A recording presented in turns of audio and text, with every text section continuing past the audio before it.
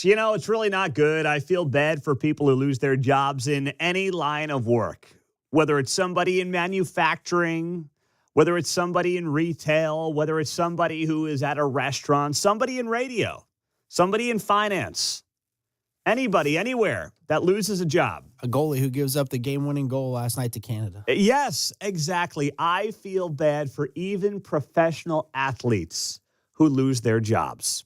I do.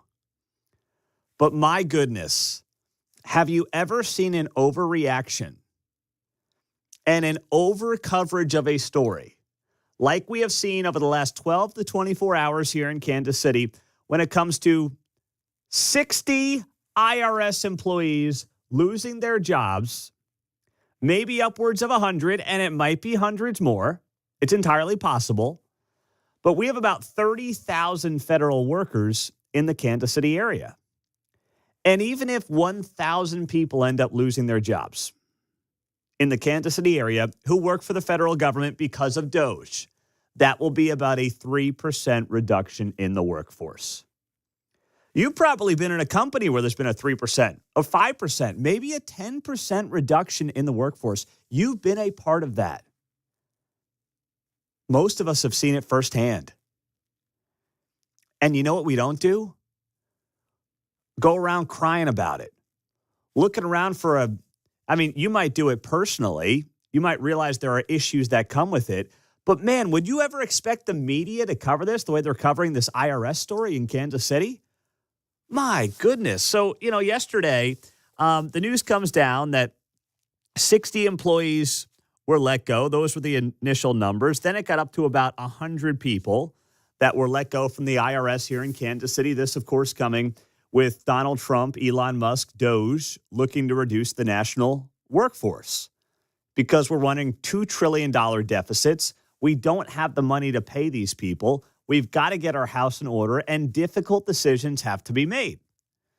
Now, let's also not forget there was an offer out to federal employees saying, hey, if you resign by 2 weeks ago on Thursday, you'll get paid for 8 months and you'll go on your merry way. A lot of people didn't take that.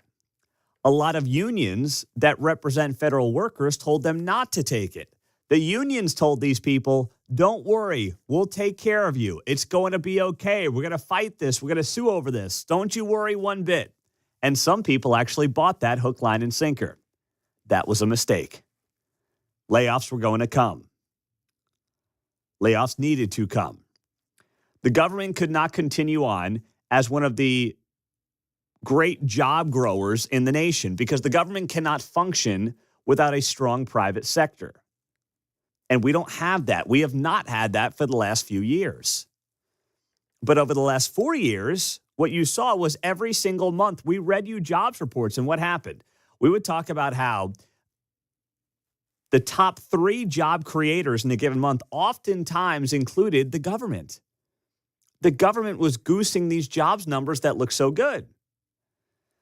So Trump comes in, he appoints Elon to this role, and he says, listen, we got to cut this thing. It's not going to be pretty, but guess what? This is what I've been tasked to do. This is in part what the American people voted for. This is how we get the country back on the right track. We stop allowing China to own our debt. We also help get inflation under control by not allowing government spending to drive inflation. This is what needs to be done. It's not going to be pretty.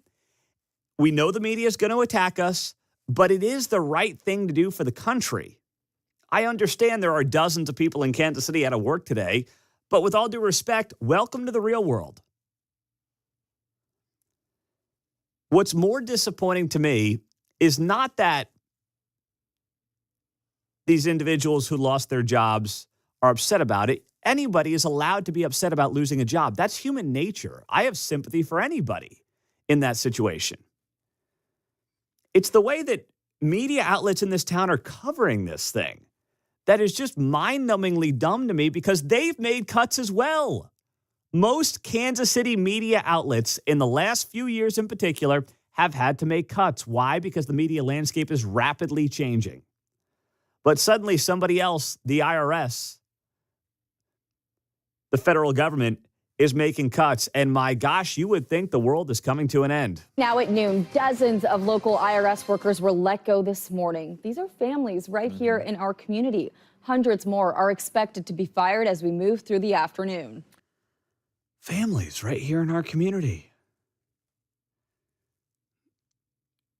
Should local television start going through Kansas City neighborhoods and find out who got laid off on a given day?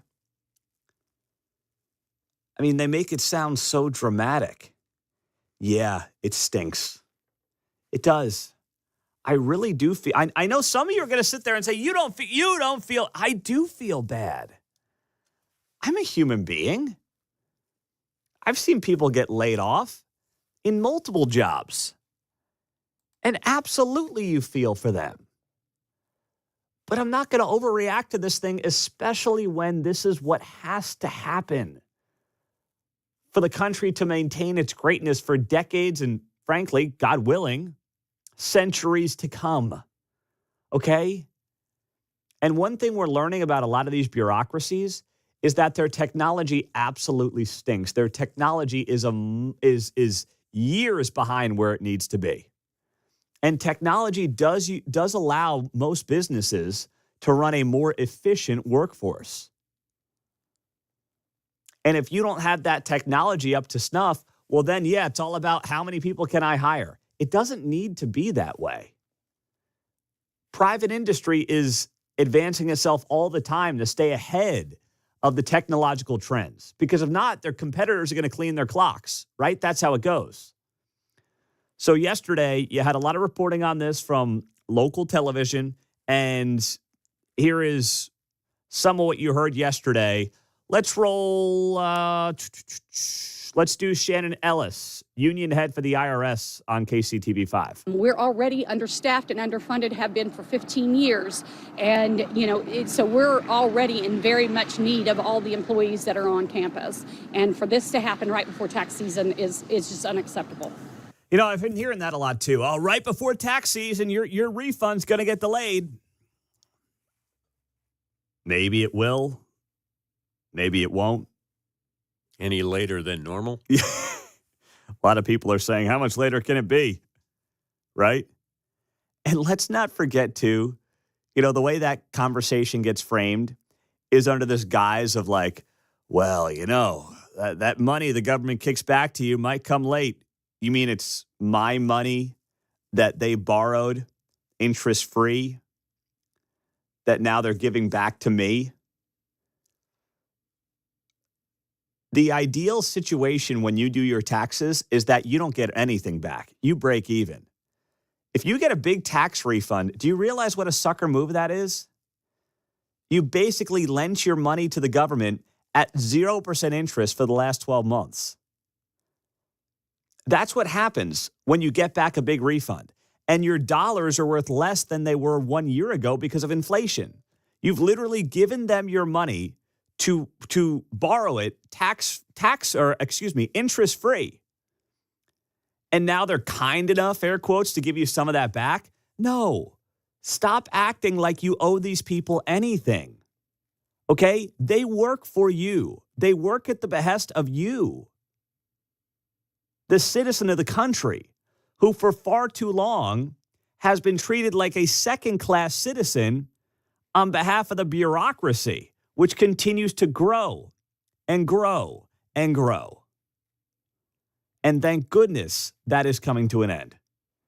913-408-7957. It is great to be here on a Friday morning on KCMO Talk Radio 95.7 FM. We're streaming on the KCMO Talk Radio app.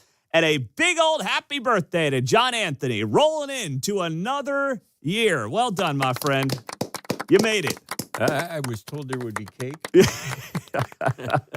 I'll see what I can do for you by 10 a.m. I'll have Keatsman pick you up something at Quick Trip. How's that sound? A couple of ho-hos. Oh, man. We'll get into that. Have some fun with that this morning. 6:14 on a Friday on KCMO 95.7 FM. Coming up, we'll get to you at 913-408-7957. Are you sitting there this morning on a Friday as we are once again in the tundra in Kansas City? Let's see. We got, it's 1 degree in Overland Park. So let's go, baby. Woo! Are you sitting there this morning shedding a tear on behalf of the IRS? Plus, Missouri politicians are responding to reporting coming out of KCMO Talk Radio. We'll get to that and more next.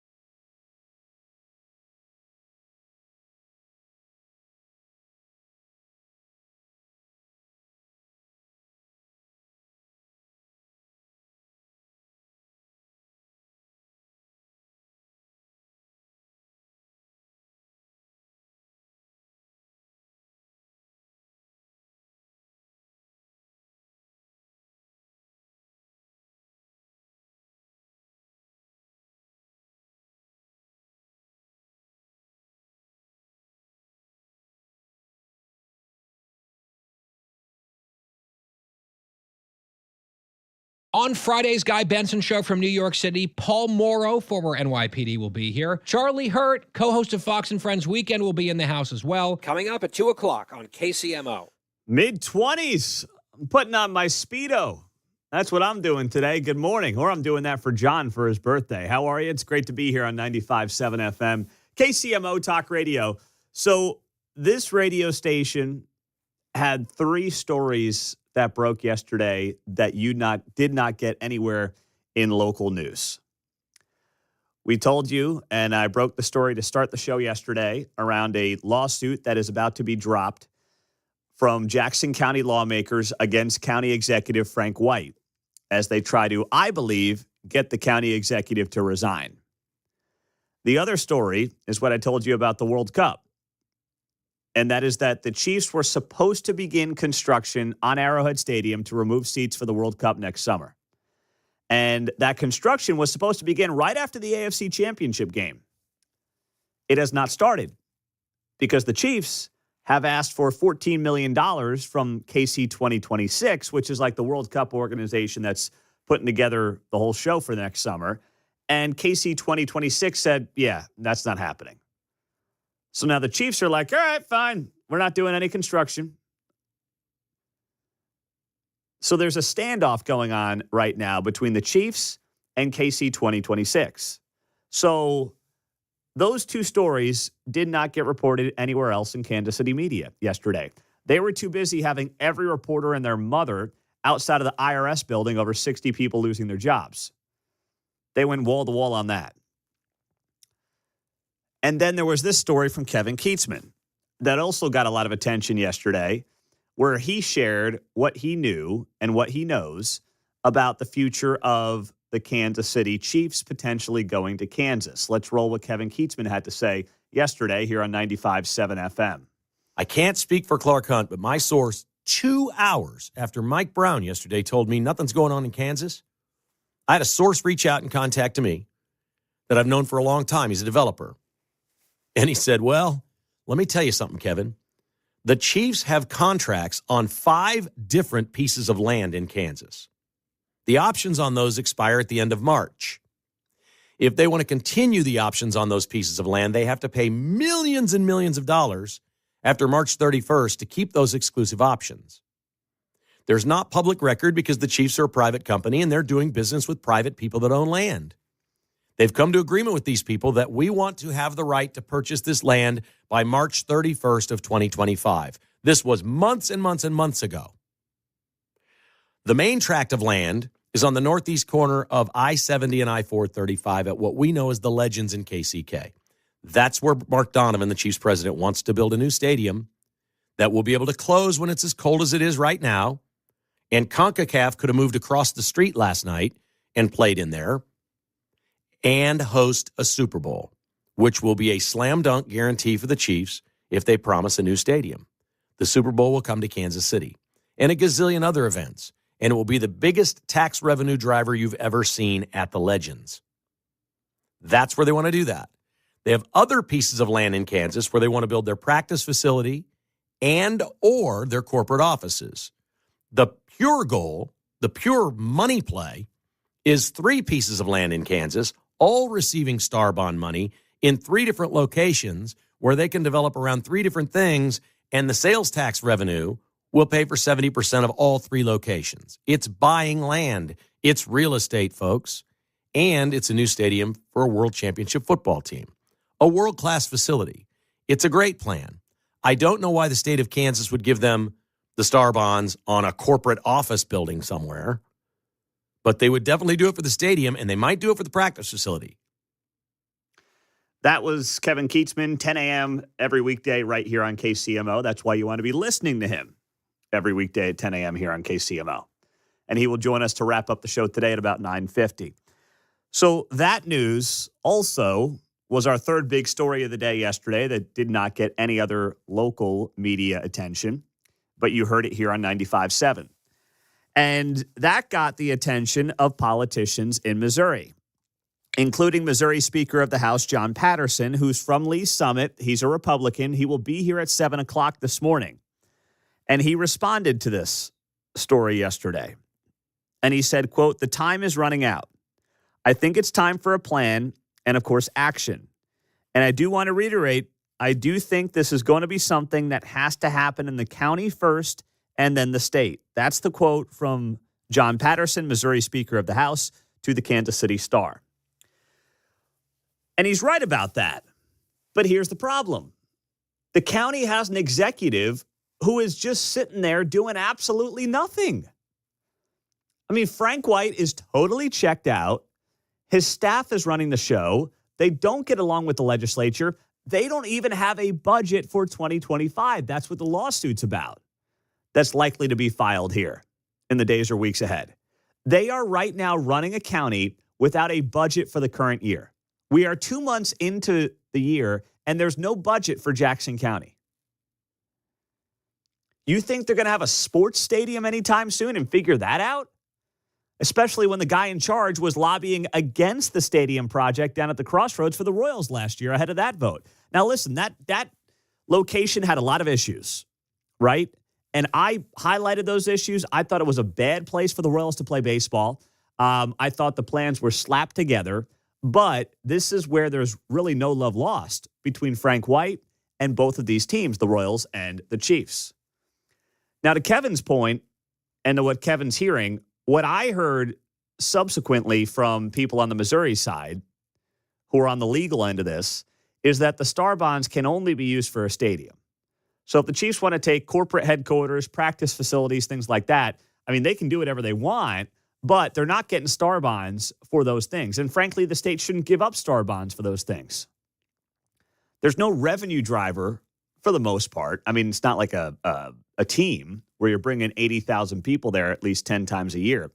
But there's no point in giving up Star bonds for a corporate headquarters for the Chiefs. And my understanding of this is the deal is only good for the stadium itself. So what they do with the rest of their complex remains to be seen if that Kansas thing is legit. Now, I've been saying, and this has been my 2 cents for 2 years now on this issue, they should stay exactly where they are. I understand the appeal of leaving. I do. Like, I totally get the point that Kevin's laying out there, and he laid it out really well yesterday on his show. But I just think they've got a really good thing going. And running over to the Legends, just literally shooting down I-70 about, 20, 25 minutes or so, is not going to create, because history tells us these stadiums do not create the massive economic windfall that they always insist that they do. A Super Bowl would be great. We'd get one. That'd be it. Then it would be back to Miami and New Orleans and Los Angeles and Vegas and the usual spots. Do you do that for one of these and build a $3 billion stadium, if I'm estimating, for that, with the taxpayer being largely involved? I'm not convinced that's a really good idea. But clearly, there is a play on the Kansas side, and Missouri better wake up. And Jon Patterson will be here at 7 o'clock on KCMO. Coming up, the Star on Ralph Yarl. We'll share next.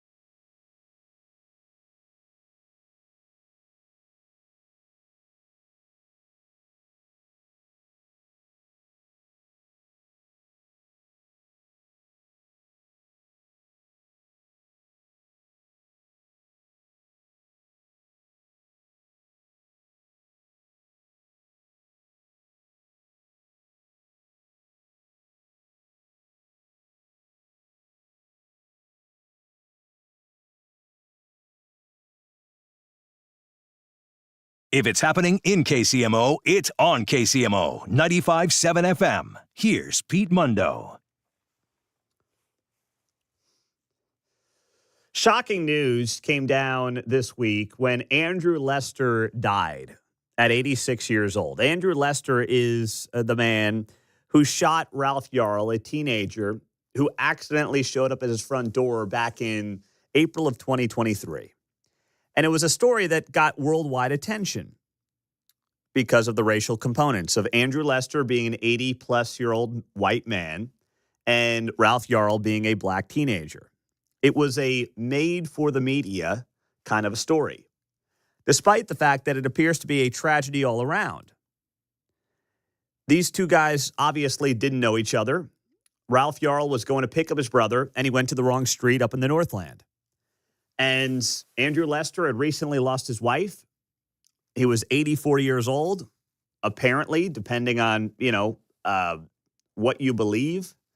Ralph Yarl was banging on the door. Now, is that reason to shoot somebody? No, it's not. I'm not defending what Andrew Lester did. But it was a perfect storm for something tragic to happen. Now, thank goodness Ralph Yarl's alive today. Okay, I mean, there were some people texting into the show as if Ralph Yarl's dead. I'm not saying he didn't go through an insanely and incredibly difficult, traumatic situation. He obviously did. But by the grace of God, Ralph Yarl's alive. So last week on Friday, 1 week ago today, Andrew Lester pled guilty. And it was a shock because a lot of people thought that he was ultimately going to take this thing to trial. But it was clear if you saw the picture of this guy in the courtroom, he was in no shape to stand trial at 86 years old. So on Friday, he pleaded guilty to one count of second-degree assault. And then it turned out, and it was announced 2 days ago, that he had died. So the Kansas City Star writes this piece yesterday in the editorial section, and it comes courtesy of Toriano Porter. I know you're maybe surprised as to where this might be going. No. Show some RESPICT. And he writes the headline, after Andrew Lester's death, never forget Ralph Yarl is the true victim in this case. Has anybody made the case that Ralph Yarl was not the victim in the case? I mean, Ralph Yarl's the one who got shot. It's like me reminding the guys today, hey, do not forget, fellas. Do not forget the sky is blue, grass is green. All right? Don't forget any of that because it's very important to be reminded of that before we get on the air today. The snow outside is white. It's like, why is this guy pointing out the obvious to me, John? An What's he amazing doing? grasp of the obvious. Ladies and gentlemen. Thank you very much. Thank you very much. Yeah. Well done there.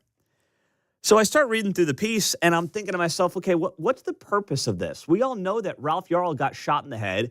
It's a miracle he's alive. He's clearly a victim here.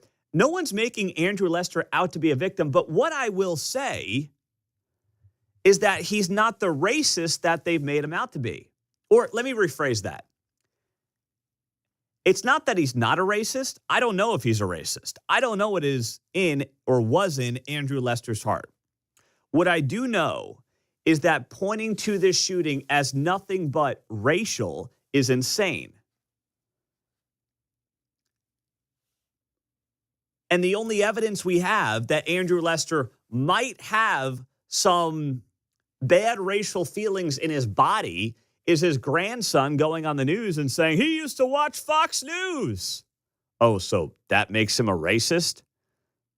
It's only the most popular news channel on cable television. It only does more than double what MSNBC and CNN do combined. That makes him a racist? In fact, the court documents showed that Andrew Lester, when he was talking to authorities the night of the shooting, was very concerned about the well-being of Ralph Yarl.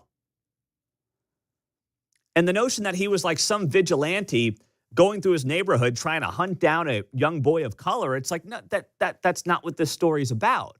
So all I'm saying is I don't know what's in or was in Andrew Lester's heart. But I know this much. The way that people have thrown everything at this guy and called him clearly a racist Well, that evidence was never there. And it's what Ralph Yarl's family did in their statement 2 days ago. I mean, they went right after it. They went right after Lester, and they made the accusations that this guy was basically a racist. And I thought that was totally unfair.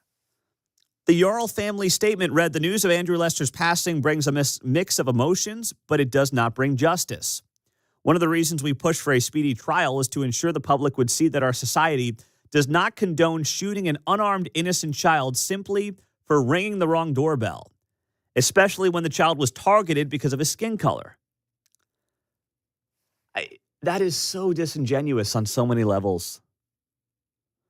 First off, I'm going to say something that maybe some people do not want to say.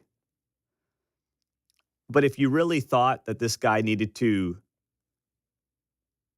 deal with justice, well, isn't he dealing with the ultimate justice right now? He has died, and he is being dealt with in the afterlife, if you believe that that is where justice ultimately gets served. Wouldn't you, if you're the Yarl family, say, you know what, it's too bad that we couldn't get the justice we wanted here on this earth, but ultimately, he is getting the justice that matters? Why not put out a statement like that? Well, because that doesn't fit the narrative. Everything in this case had to be about race. There were 3.5 million reasons they had to make this case about race. That's the amount of money they raised on the GoFundMe page for Ralph Yarl. $3.5 million on the GoFundMe. The family statement went on to say, "Another black child harmed by prejudice will never see the man who shot him face the full weight of the justice system." Ralph Yarl was, yes, shot. Was he harmed by prejudice? That was never proven. There, frankly, were no accusations of that. There was no evidence based on what we saw to suggest that was the case. In fact, if you want to go through Kansas City and look at some of the homicide numbers, you will know damn well that when it comes to children in Kansas City who look like Ralph Yarl being harmed, they're not harmed by the Andrew Lesters in this town. They're not. Those are facts. I know they're not facts that the media likes to share. I know that's not the story that the media likes to share. I get all that. But my goodness, the notion that, oh boy, these kids like Ralph Yarl are dodging the Andrew Lesters of the world on a regular basis is just a lie. But hey, it's a lie that you can make a lot of money off of. A lot of money off of. And I put this up on X last night at Pete Mundo. Obviously, reading a lot of these stories about Andrew Lester over the last couple of days, it's pretty amazing to think about this. In 2020, the Associated Press changed its style of writing. This was after George Floyd, where they capitalize black, the B in black, but the W in white stays lowercase. Now, I don't much care. I really don't. But I think it's so absurd that we capitalize black when talking about a black person now, per the AP style, but we still keep white as lowercase. And the AP changed its style back in 2020 after George Floyd got killed, John. I'll be anti-AP. I think we should get together and all demand that we be referred to in the media with a capital C as Caucasian. Make them take up column inches. Yes. I'm not white. Yes. I'm a little bit more of a peach color. I'm good with that, man. Yeah, we're all Caucasian. I like that. Please spell that out with a capital C. Yep. Do not screw it up. I mean, there was a lot of absurdity in 2020. We lost the Land O'Lakes Indian. We lost Aunt Jemima. We lost Uncle Ben.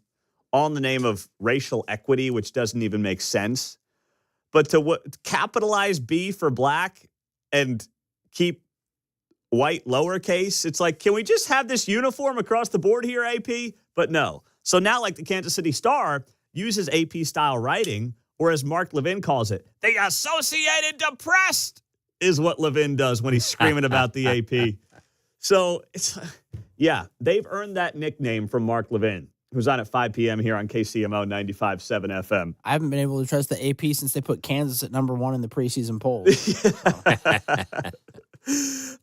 Oh, gosh. Who do we have on line one? Just whisper in my ear. For some reason, my thing isn't working here. Mary, go ahead. You're on 95.7. What's happening, Mary? Hey, so I just wanted to say, honestly, no, the whole racial thing as far as the Ralph Yarl, Andrew Lester thing, I don't feel like it became anything racially driven until Ben Crump got involved. And then as soon as Ben Crump gets involved, it's got to be because he's black. Yep. And he did. Well, listen, here's the thing, though. And this is not on Ralph Yarl. To me, this is the family, because Ralph Yarl's a kid. He's not making these decisions. But the family hired Ben Crump. Like, you hire Ben Crump because you want to make something racial and you want to try to cash in off of that. And that's the only reason to hire Benjamin Crump. Yep. So thank you, I'm Mary. going to piggyback off your, we got rid of Uncle Ben, but we got Ben Crump. Yeah. I'll tell you what, Uncle Ben is a million times the man Ben Crump will ever be. Absolutely. All right. Thank you, Mary. Have a great weekend. Thank you. You too. Benjamin Crump was the attorney for people like George Floyd, Jacob Blake, Breonna Taylor. You know, he is the modern day race hustler in the American legal system. I mean, he's the guy that you hire if you want to make something like that legal. You want to make something like that racial. That's what he does. All right, coming up, the 6 at 6. We'll get you the top 6 stories in the 6 o'clock hour on 95.7 FM, KCMO Talk Radio.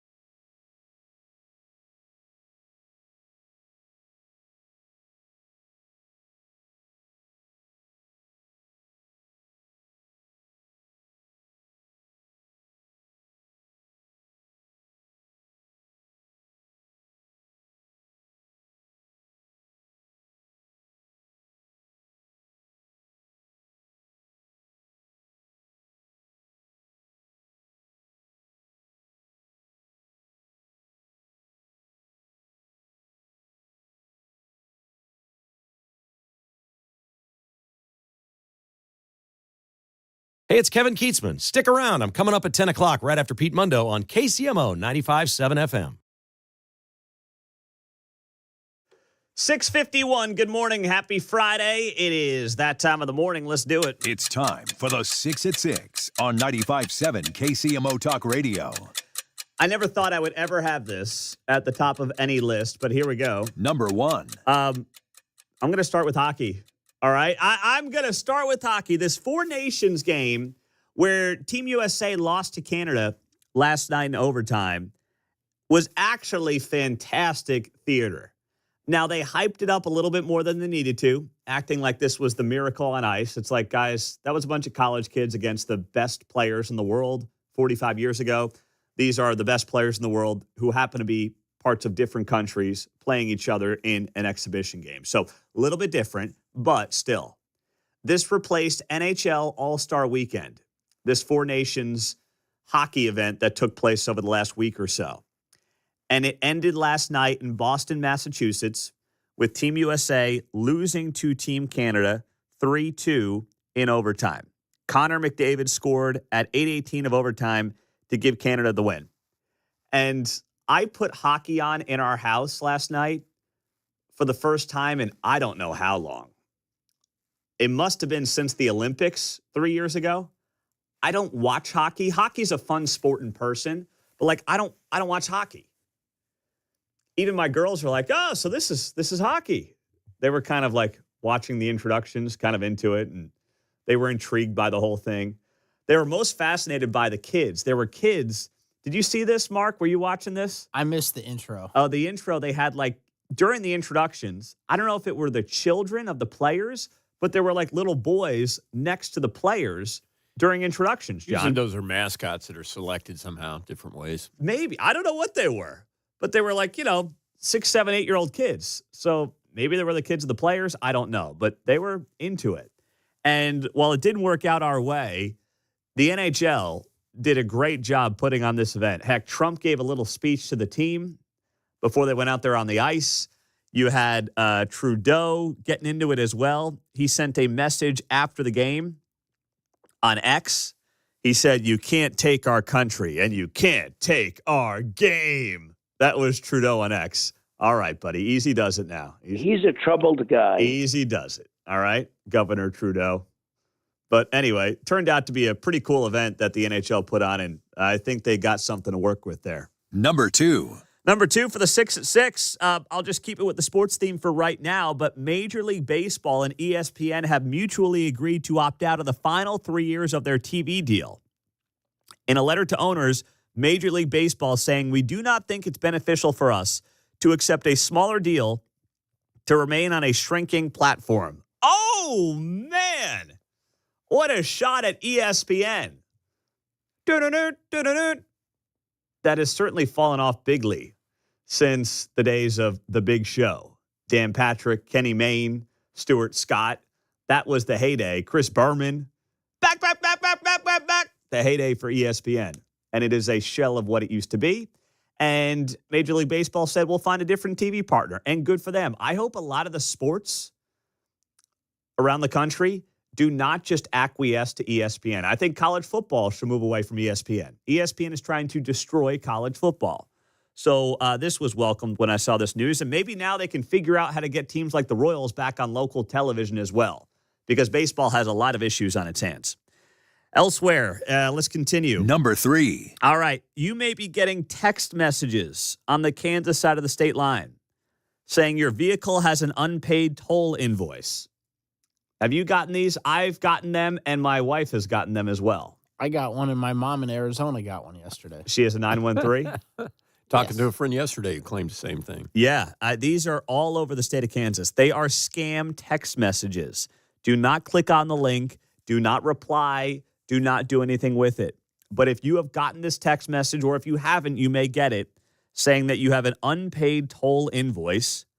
And to avoid high late fees on your bill, please settle the balance promptly before such and such date. It is a scam. All right. I've gotten them. Kate's gotten them. Stay away. Local media is now covering this. And just know it's completely fake. Number 4. All right. Number 4. late last night, Senate Republicans scored a win over their House counterparts in the early morning hours Friday, passing their preferred budget resolution to tackle some of Donald Trump's top priorities, such as securing the southern border. The measure passed by a vote of 52 to 48. Senator Rand Paul, Republican from Kentucky, the only Republican to oppose, and all Senate Democrats voted against it as well. They voted on various amendments and points of order for nearly 10 hours, considering dozens of them on the floor, and ultimately 2 Republican-led amendments were adopted. Number 5. Well, we've got layoffs at the IRS here in Kansas City, as we expected would be the case. We know that right now that number sits at about 100 who have been laid off. That number could grow in the days ahead, but this is part of DOJ's attempt to reduce the federal workforce, start saving the country some money, dig out of this $2 trillion annual deficit that we find ourselves in, and this $36 trillion in debt. Number 6. And last for the 6 at 6, Missouri Speaker of the House, Jon Patterson, has responded to a report that came out of KCMO yesterday that the Chiefs are taking a very serious look at the Kansas side of the state line. And Jon Patterson, Missouri Speaker of the House from Lee's Summit, said yesterday to the Kansas City Star, "It is time for a plan and a course of action. And I do think this is going to be something that has to happen in the county first," meaning Jackson County, "and then the state of Missouri." Speaking of Jon Patterson, the Missouri Speaker of the House will be here to respond to this reporting and more next on KCMO.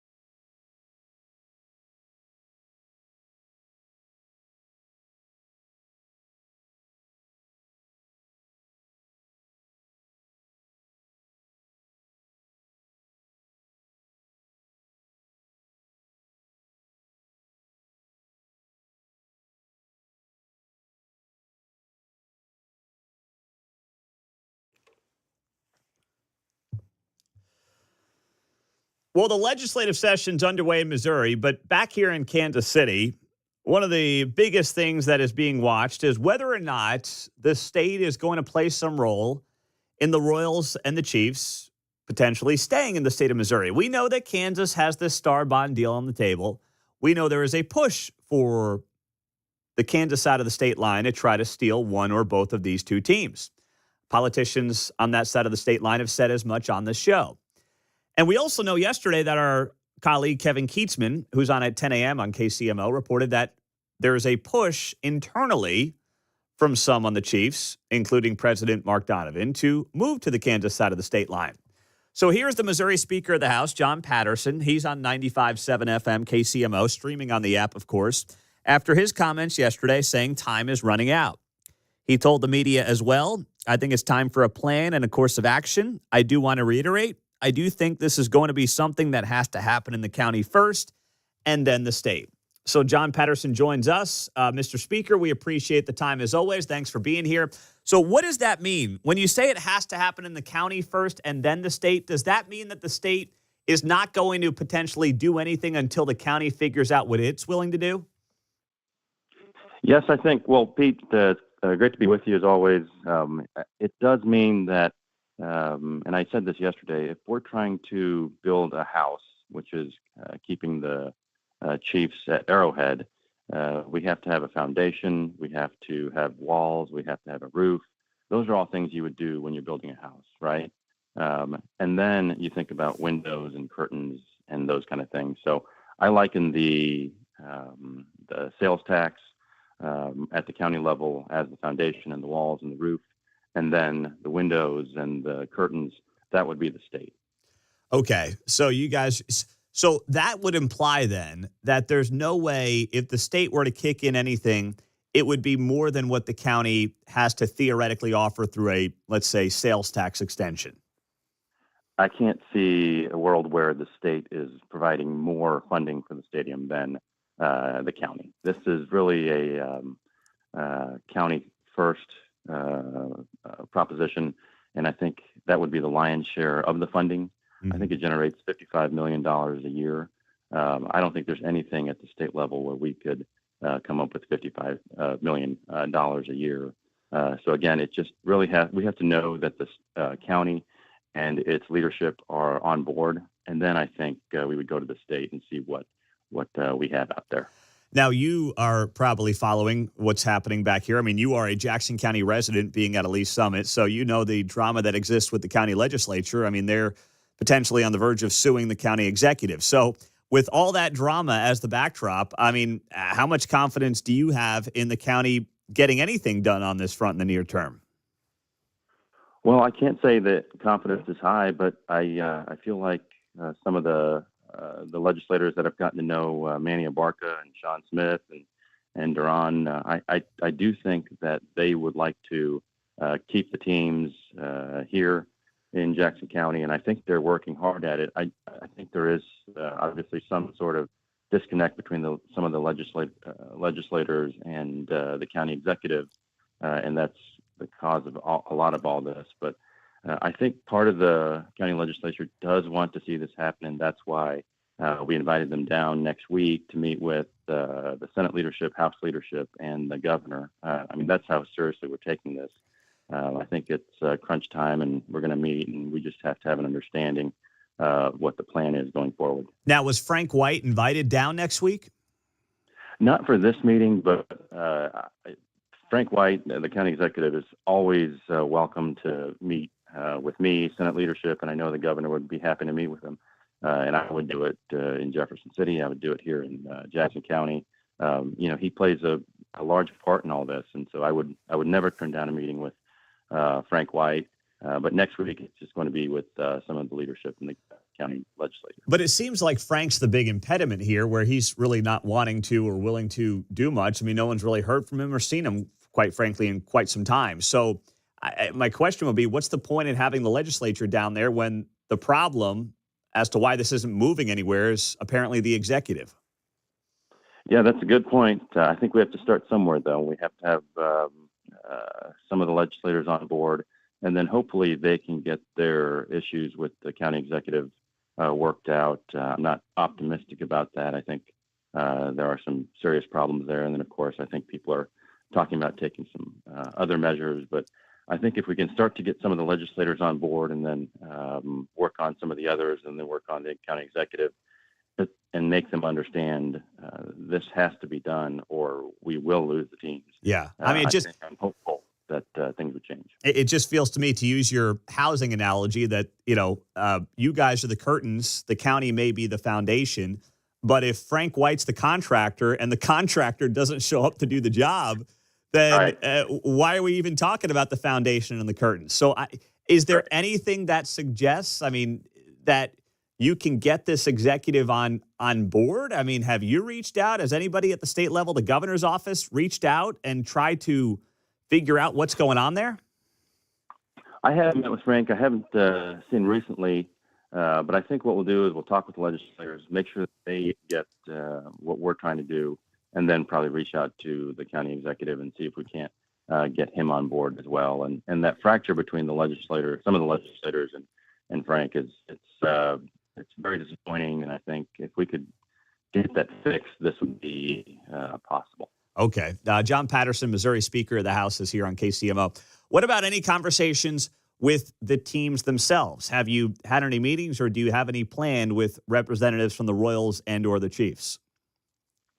We've had some meetings, and I don't want to really get into that because I don't think, again, I think we really have to make sure we have county buy-in from the citizens and the legislature before we talk about any specific plans. But I can tell you, we have been talking with them. But again, we just have to make sure that the county is on board because if they're not, nothing else really matters at that point. Yeah. Hate to do it on the air, but I don't know if you're on a Bluetooth or a speaker there, John, but it is cutting out on us a little bit. I did have one more question for you. I'll let you, if you're on one of those, just get off the Bluetooth or speaker. But in the meantime, I did want to ask you, in regards to those meetings with the Royals and or the Chiefs, has there been a specific ask from either of those teams from the state of Missouri yet? From the state of Missouri, I don't want to get into any specifics of any asks. I just know that we're in contact. The governor's in contact. I don't think communication's an issue, but I don't want to get into any specific asks as we're sitting here talking about whether or not the county executive is even on board with this. Okay. And then also, what do you make of this star bond offer on the Kansas side of the state line and how you think that could play out for either or both of those teams with that offer just sitting there from Kansas? Well, it's an attractive offer. I think as a business person, any person would look at that and say that that's a very attractive deal. And I think that looms over everything that we're doing here in Jackson. So I think if Jackson County and our citizens in the legislature don't get serious about this fast, I think that's a very reasonable option that both teams could take. Okay. All right. Well, Speaker, thank you so much for the time. We appreciate it, and we'll be in touch on this and more coming up soon. Thanks so much. All right. Thanks, Pete. All right. Jon Patterson is the Missouri Speaker of the House on KCMO 95.7 FM, always streaming, of course, on the KCMO Talk Radio app. So there have been conversations between the teams and the state, but the impediment remains the county executive, Frank White. So my takeaway is, why are the Jackson County legislators going to Jeff City next week? There's no issue between the county legislature and the state of Missouri. All this ties back to Frank. Frank doesn't want to move. Frank's kind of in the way. He's not showing any kind of ability to want to move the ball forward on either the Chiefs or the Royals projects. So why are they meeting with county legislators? To do what? What's the purpose? It all ties back to the issue in the county executive's office. So, I guess they can go down to Jeff City and have a nice steak dinner and do whatever they want, but it doesn't change anything. 913-408-7957. Coming up on KCMO, these layoffs are obviously happening around the federal government. And there was one local story, of course, from Woke 41 here in town that stood out to me about a basketball coach getting laid off And they're basically blaming Donald Trump for the job status of the head women's basketball coach at Haskell Indian Nations University. We'll get to it next on 95.7 FM KCMO.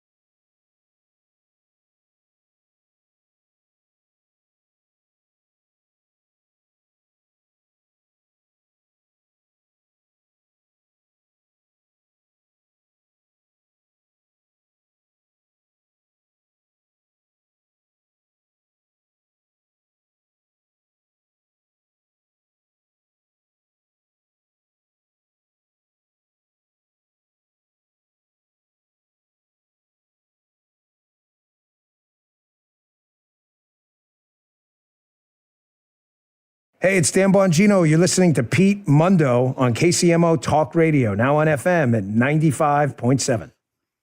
Well, we're going to have to get Bill O'Reilly to bring that tour out to Kansas City with Stephen A. Smith and Fredo Cuomo.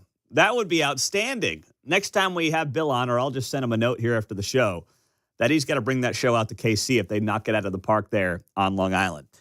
Meantime, let's go to Haskell and Lawrence, where the women's basketball coach was let go. They had a 30% staff reduction at Haskell as part of Doge's attempt to reduce the federal workforce and try to get the budget under control for the country. So what you're going to see is a lot of examples of different local stories where the media is going to make it seem like, how could you possibly let fill in the blank go? How could you possibly lay off so-and-so? That's what's going to happen as part of this larger media narrative to make it seem like if some federal employee gets laid off, it's the worst thing that could ever happen in humankind. That happens every single day. People with kids, people who have, given their lives to fill in the blank company, fill in the blank organization, lose a job. It sucks. But federal employees are not immune from losing a job, even if there are really disappointing stories that come along with it. You know how many people in radio I've seen get let go who move halfway across the country for a job? I've seen it in every market I've worked in my life, and it sucks. But it's a reality of getting into the business that sometimes results in bad things happening to good people. But it's the chance and the risk that you take when you get into an industry that you know can be volatile. We all make those decisions. So now we go to Haskell, and this story is getting a lot of local attention here in Kansas City, where they're talking about the women's basketball coach, Adam Strom, who seems like a good man who has been at Haskell for the last 4 years, but he just got probationary status. He's been on probationary status because he just started teaching courses at the university during the last 12 months. So as a result, his job was eliminated by these budget cuts because what they're doing is they're just trying to figure out, hey, we can't go through every department with a fine-tooth comb. We just can't. There's millions of federal employees. So one of the quick ways to do this, and this happens anytime you have mergers in industry, anytime you have new people in charge, they'll oftentimes quickly let go of some of the more recent hires because they're newer to the company. Sometimes they're cheaper. It just gets the workforce down. It doesn't destroy morale with longtime employees being let go. So there's no perfect way to do it, but you see it all the time. So this women's basketball coach at Haskell and Lawrence, Adam Strom, got let go because he was still on probationary status because he just became a teacher in the last year, despite the fact that he had been there for the last 4 years as a head basketball coach. And here was the story from Woke 41. Adam Strom has coached for 25 years. It's deeper than the game of basketball. It's family. He's spent the last 4 years building Haskell's women's basketball team. Every time we take the floor, we play for Indian country. He started with seniors like Mak Piawi Irving. He's one of the best coaches that I've played with. But Coach Strom and his players learned last week his position was terminated. It's part of President Trump's efforts to downsize the federal workforce. I was in denial. I was in shock. Just 2 weeks before playoffs. It made me sick to my stomach just hearing that. Green, you're going to start on D. Strom decided he wouldn't take a timeout. They could remove the coaching title, but they're not going to remove me from the sidelines. So I'm going to stay on board, and we're going to go into postseason together, and we're going to finish business. And he's doing it without pay. He's turning it into an opportunity to coach his players beyond the court. And I wanted them to know life's not always fair, but it's what you do after life's not fair that's important. I like that attitude from the coach, by the way. I have no problem with this guy at all. Adam Strom seems like a good man who's been there for the right reasons, who wants to coach his players, and he's going to finish out the year. Sometimes there are situations that are not pretty that will come out of mass layoffs, whether it's in the private sector or the public sector. But now what's happening is stories like his are going to be highlighted. And you know as well as I do, the broader point is to push the narrative that, oh my goodness, we can't possibly lay anybody off from the federal government because look at the poor women's basketball coach at Haskell. And I feel bad for the man. I do. And to his credit, he said all the right things there. He said life's about what you do after something unfair happens to you. It's a great life lesson. And there's a GoFundMe for him that's already raised like $8,000. The goal was $8,000, and it's raised $8,500. Now, it can't go directly to him because as a federal employee, you can't do that. But it goes to someone in his family, as far as I can tell, that then will be directed towards him, I'm sure. But I've got no issue with the guy himself. I'm just sitting here looking at this and saying to myself, okay, the media is going to find some IRS employee today, I'm sure, who's got a sob story. And yes, it's going to be sad. This is an unfortunate situation. But you know what else is an unfortunate situation? The fiscal crisis the country finds itself in. And there's no pretty way or easy way to do it without having situations that are unfortunate unfold. So let's not lose sight of the broader point here and the broader picture here. 913-408-7957. News in a minute. Then we'll get to more with you here on 95.7 FM.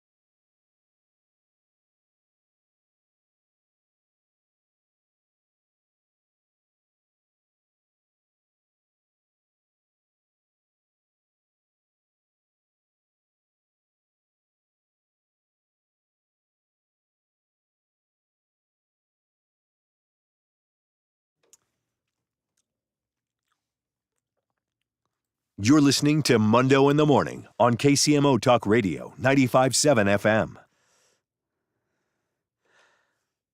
Well, it's a good point on the text line. Hey, Pete, can Adam Strom, the head coach at Haskell for the women's basketball team, who was just laid off and is getting a lot of local media attention because, of course, it fits a certain narrative that, oh, my gosh, Donald Trump's firing the Native American women's basketball coach at Haskell.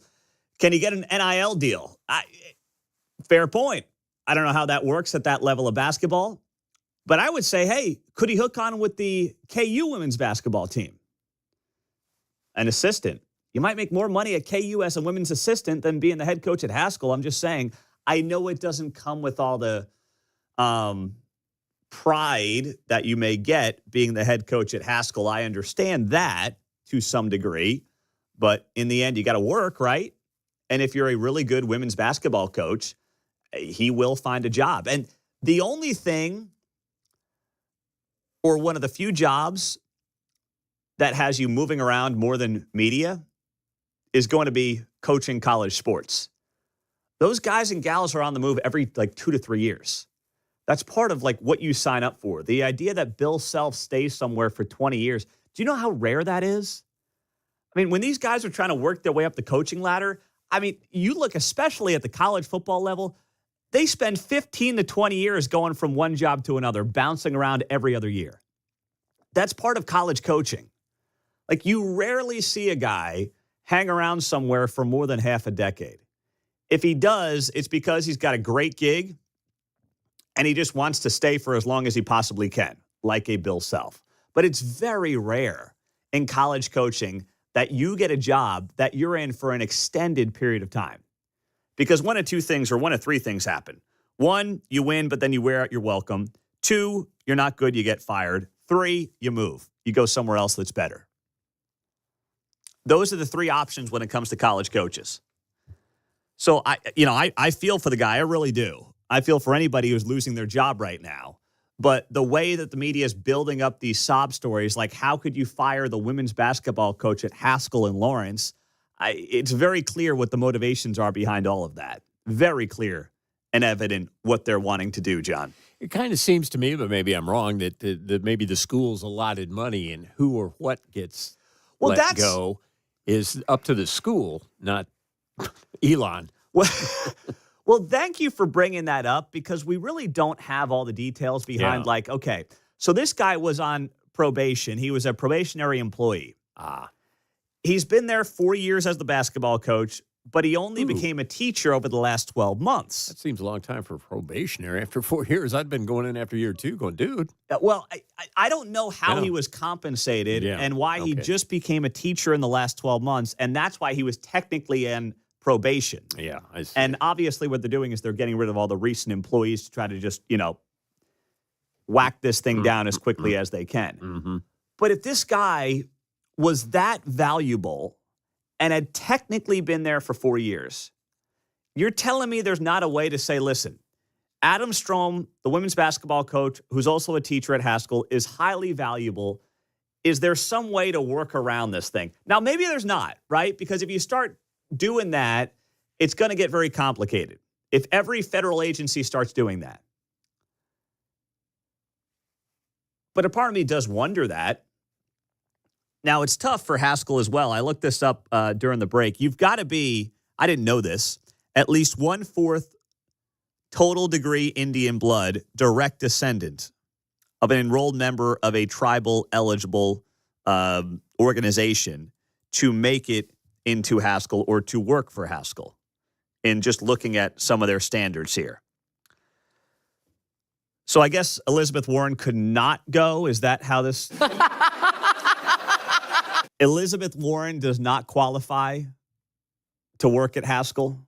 No, and probably Papaw wouldn't either because he's still too far removed.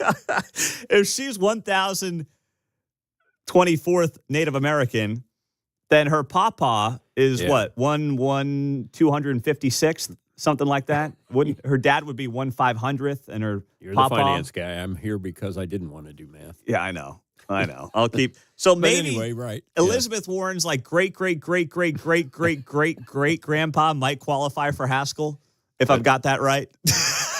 could in theory. Yeah, I think so. Oh, jeez. I think I might be more Native American than Elizabeth Warren the more I think about it. I might have a little more blood than her. It's hard to have less. But hey, she does have those high cheekbones. Nobody cares. Oh my gosh. All right. Now, other industries getting hit by all this. USDA.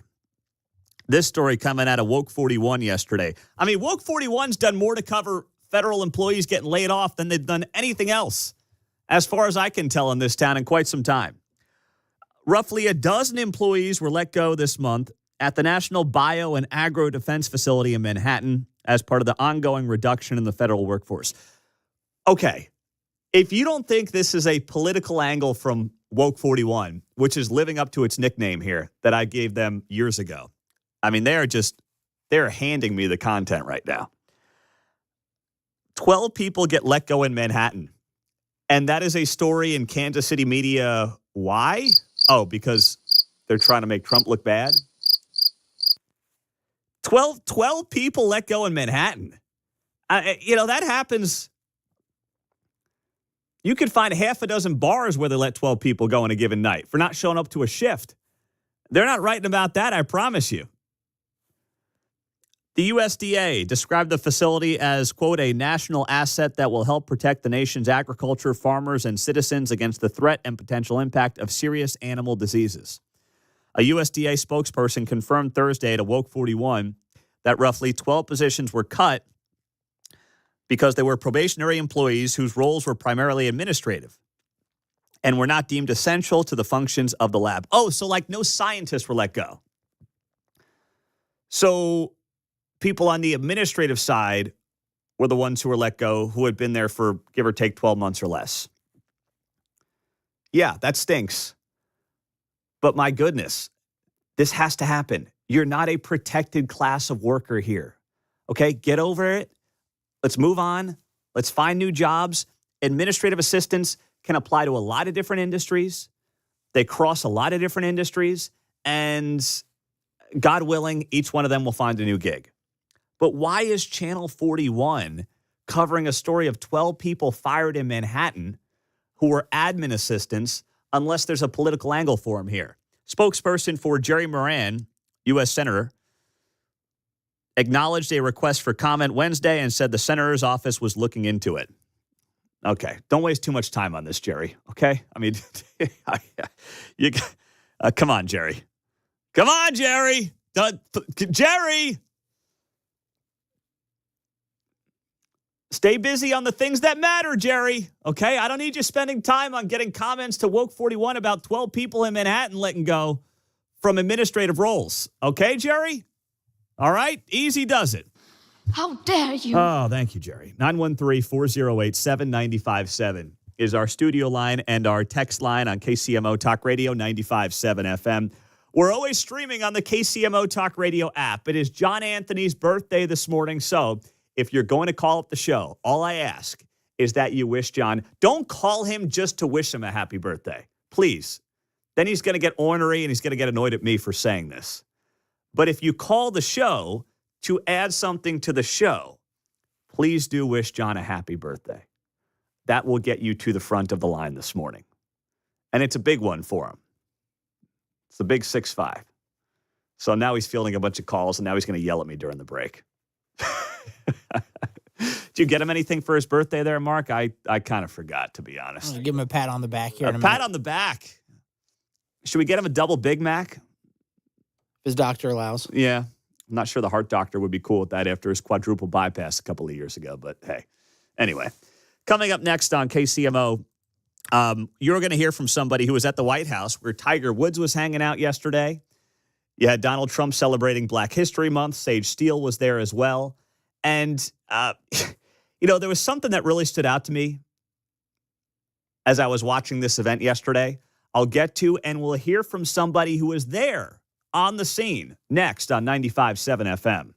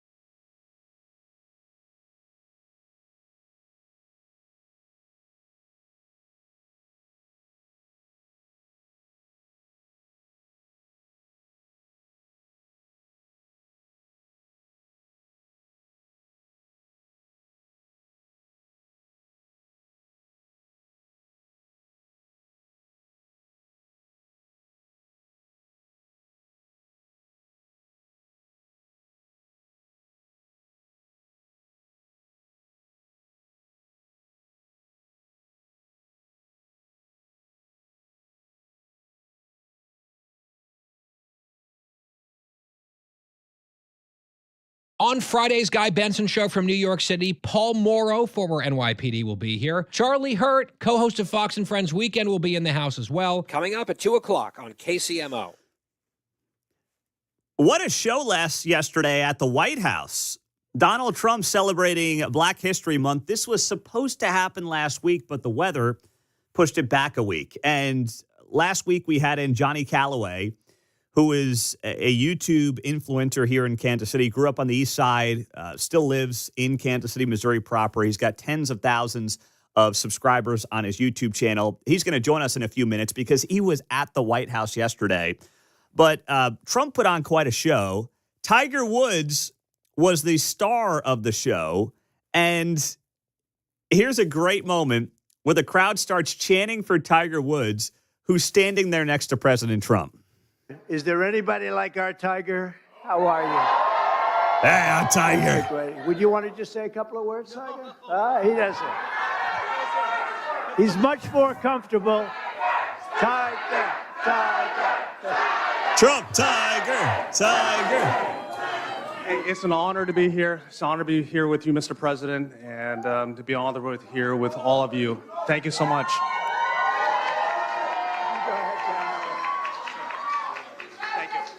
Tiger. Thanks, Tiger. He sounded nervous.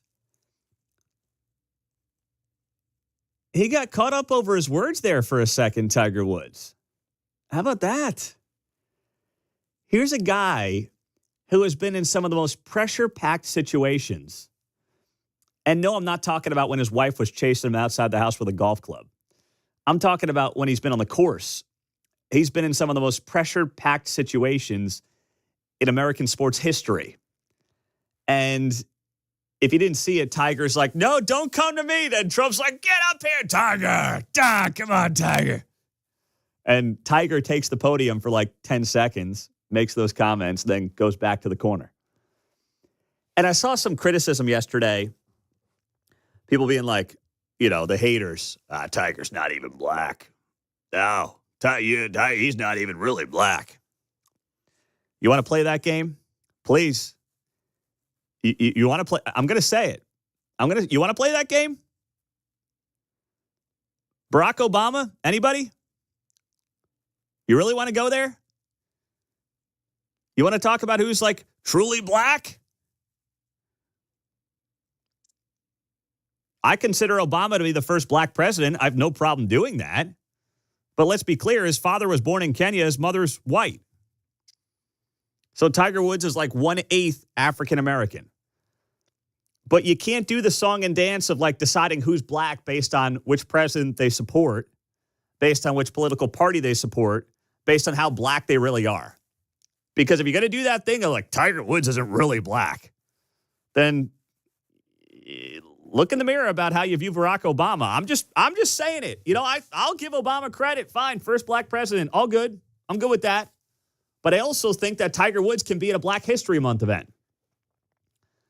A guy who was there yesterday, Johnny Calloway, our own here in Kansas City. He was in studio last week. He is fully black, and he's on KCMO. Good morning, Johnny. How are you, man? I'm doing good, sir. How about yourself? All right. Say what you want. If I was cracking you up, say what you want, man. No, man, I agree with you 100%. Obama is a fraud. If you ask me, Trump is the first black president we ever had. What? Yeah. What? What makes you say that? I mean, look how the media treats him. I mean, look back at what Malcolm X or anybody else has ever complained about, and they did the same thing with Trump. If this didn't open black Americans' eyes to how the system can manipulate you and corrupt you, Malcolm X said the media got the power to make the innocent look guilty and the guilty look innocent. What have they done to Trump? Yeah, I see what you're saying. So take me through the event yesterday. You were there. I saw a bunch of your photos on social media. Looked like a great time in a pretty packed house. So what was your takeaway from being in the White House for the first time yesterday? Coolest experience of my life, man. So unreal. It's really unfortunate how manipulative our media is, because if every black American got to see Kodak Black in the White House, Lil Boosie in the White House, I mean, it was laughter. It was joy. The energy was good. I've never been around so many uplifting, positive people open-minded, future is bright, value American people in my life. It was the coolest thing ever. Wow, that's great. Now, who did you mention? One of the people that you mentioned that was there, I'm not familiar with, which means absolutely nothing. But who are some of the people who were there that maybe surprised you? Well, Marcellus Wiley was there. Oh, from ESPN, former ESPN guy. Fox Sports. Oh, Fox yeah, Sports. I seen Yes. him there. Judge Joe Brown was there. And, I never expected to just be right next to Sage Steele or Harris Falker. On an average day, you don't walk out and just be around all celebrities. Yeah. So I guess that was the craziest part. Is everywhere I turned, everybody who was there was a somebody, because to be vocal about being a black conservative, you face a lot of hate and a lot of criticism on a day-to-day basis, just because most people are still asleep. So to be walking in with a Trump hat and everybody else got a Trump hat on and they smiling and high-fiving, man, like I said, the experience was beautiful. I'm extremely grateful for the opportunity. How was President Trump yesterday, and how did he seem, and how were his spirits as he was up there? I saw with Tiger Woods and putting on the whole show. Dude, he's so inspirational to me. To see how old he is and how much energy he has and how much charisma he has. He's never tired. He's always going. I'm 35. I promise he's inspiring me to still be working at 65 and at 70, because you control how far you go. And man, he just seems like he's full of energy, full of life. So he's got a youthful energy for 78, is what you're telling me. Yes. That's great. And how was Tiger? He seemed a little nervous up there yesterday. He did. I think he just wants to be behind the golf club. He don't want to be in front of the mic. And that's the vibe. That's the vibe I get as well. I mean, some people are very comfortable in certain settings and uncomfortable in other settings. So your first time in the White House, obviously, first time anybody in your family has been in the White House. So just take me through in the next minute that experience. And as a kid who grew up in poverty here in Kansas City, how cool that was experiencing that yesterday. I just talked about that on YouTube. I said, I grew up in the City Union Mission homeless shelter. I remember sneaking brown sugar cinnamon Pop-Tarts into my room with my mom, because they don't let you bring outside food into a homeless shelter. And for me to be at the White House, it's proof that there are no limits in America. You can go from the bottom of the bottom to the top of the top if you apply yourself. Ain't nobody about to just give it to you, but there's no such thing as luck. It's when preparation meets opportunity. So if you know what you want, put a brick down every single day, and eventually you're going to turn around and you're going to have your own yellow brick road, no Dorothy, no Wizard of Oz. That's awesome, man. And people can find that Misunderstood Genius on YouTube, right?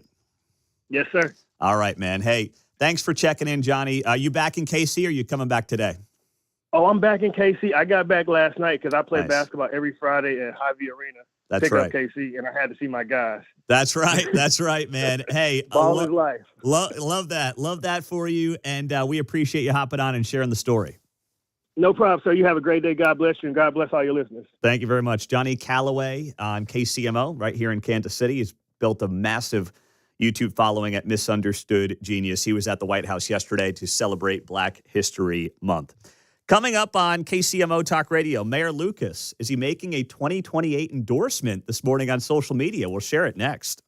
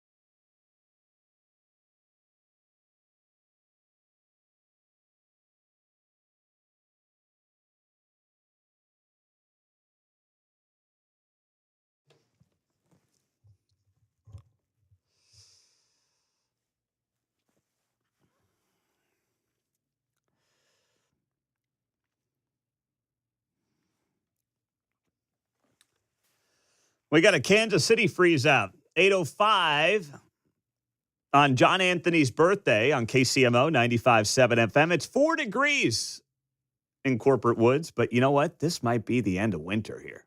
You look at next week, man. We are heating up real fast to the 50s and 60s. Let's go. Woo! I think that's the warmest it's been at this time of day all week. Yeah, you're right. 4 degrees at 8 a.m. might be a high for us this time of day this week here in Kansas City. My goodness. Snowstorm in May. Yeah, we got one coming. You know every that. time we get one of the warm ones here, 38 and drizzle for the Big 12 tournament. We all want to be outdoors at the KC living room there in the Power and Light. You're right about that, man. We'll keep our fingers crossed. Oh, man, ain't that the truth? Well, Mayor Lucas is down in Arizona this morning. He says he is visiting in surprise with the Royals at spring training. So I'm sure that the Royals getting amped up for the upcoming season. Definitely we're just waiting for the mayor to show up and give him a little pep talk today. So that's happening.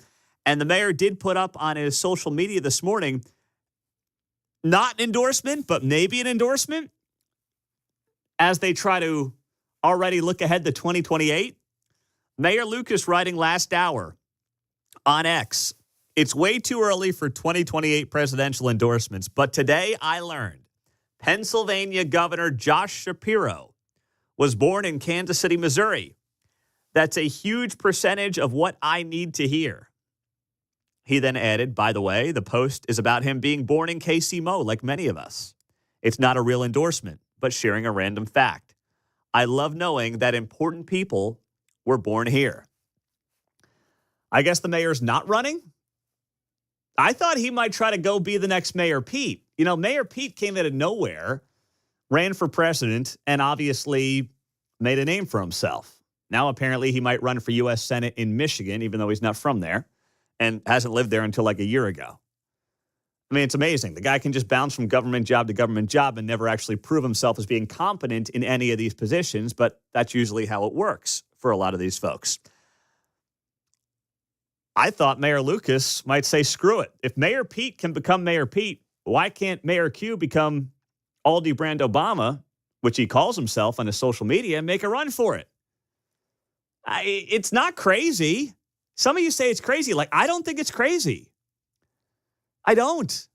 Now, you got to have some money, but listen, he's very good at talking to people, talking to media, coming on shows like this one. And in a day and age where the Democratic Party has no bench, no competent bench, what are they going to do? Trot out Pocahontas again? 87-year-old Bernie Sanders? They don't have a bench. So why can't it be, or why can't Mayor Lucas at least make a name for himself by saying, you know what, maybe it's crazy, but I'm going to do it anyway? Their bench might be mayors around the country because that's where they have more power. Now, the problem is a lot of these cities are not run all that well. But still, they've got some younger talent on the bench in cities across the country, not really at the state level with governors, although Josh Shapiro may be that guy out of Pennsylvania. Some say Wes Moore in Maryland might be the future face of the party. I don't know. But I do know this. If they don't clean up the way that they're talking to the American people, nothing's going to change.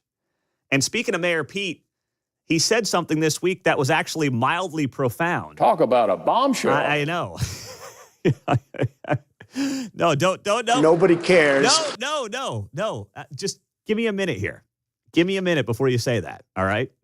Here is Mayor Pete talking this week about how the Democratic Party is now its own worst enemy because of how they browbeat people. Now, he can say this, and this can be true, while also believing there's very little evidence to suggest that they are genuinely going to change their ways anytime soon. A little bit of that event you described, and it was a caricature of everything that's wrong with our ability both to cohere as a party and to reach to those who don't always agree with us. And we cannot go on like that. We cannot. I also think that we believe in the values that we care about for a reason. And this is not about abandoning those values. It's about making sure we're in touch with the first principles that animate them. What do we mean when we talk about diversity? Is it caring for people's different experiences and making sure no one's mistreated because of them, which I will always fight for? Or is it making people sit through a training that looks like something out of Portlandia, which I have also experienced, and it is how Trump Republicans are made. Okay. Trump Republicans are not made due to stupid DEI corporate videos that we all suffer through. It's not. It's part of it.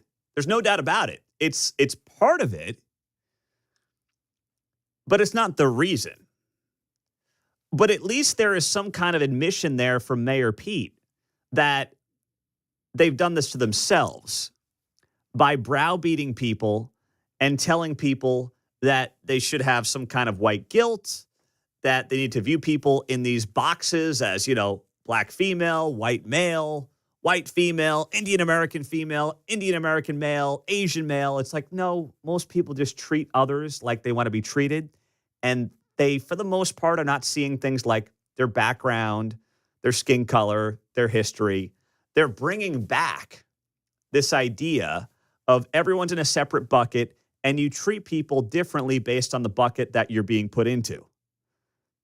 And that's not how normal people operate. So to Mayor Pete's credit, he's admitting that the party has shot itself in the foot on this issue, on this DEI issue, for really half a decade. It was really going back longer than that, but it ramped up post George Floyd, and it just became insufferable the last few years. So there is a little bit of looking in the mirror there for Mayor Pete, which I'll give him credit for.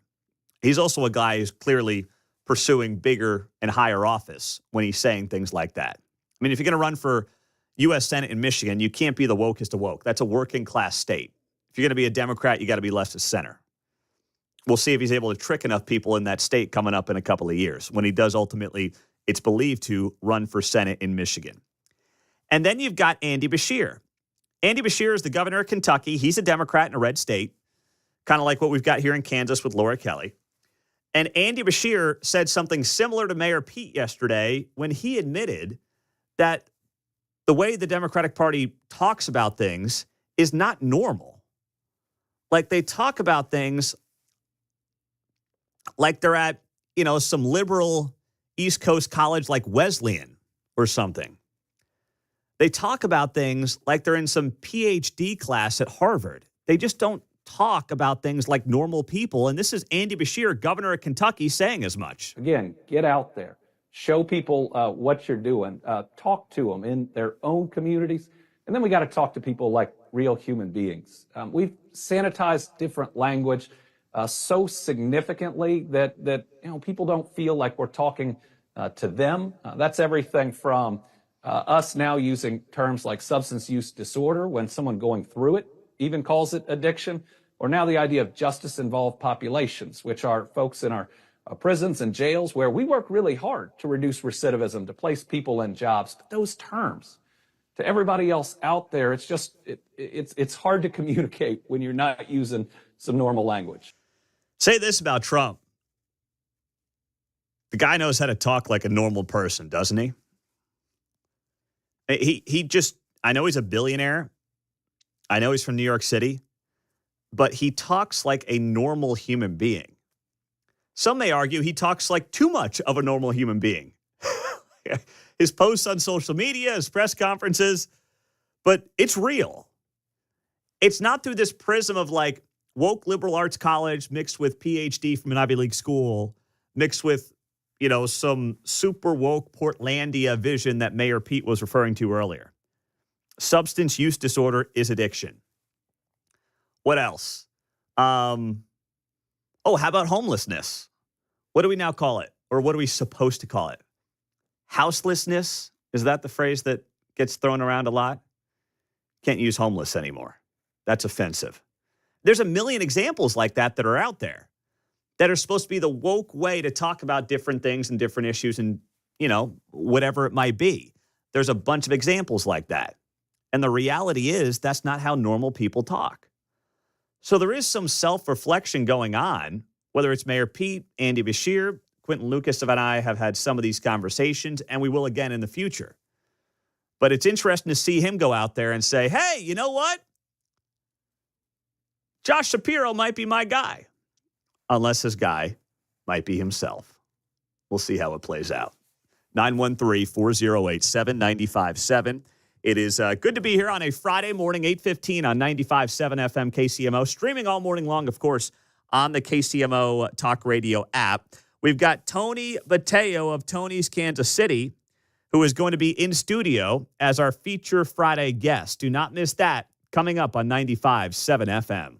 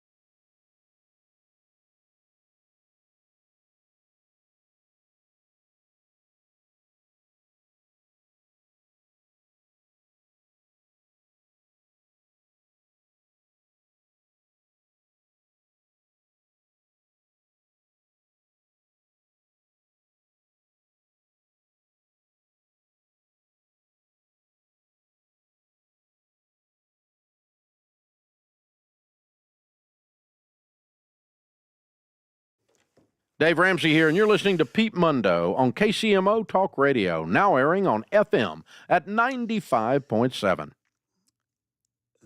I am so upset I can't share this with you. Emmanuel Cleaver was on cable news last night. I kid you not.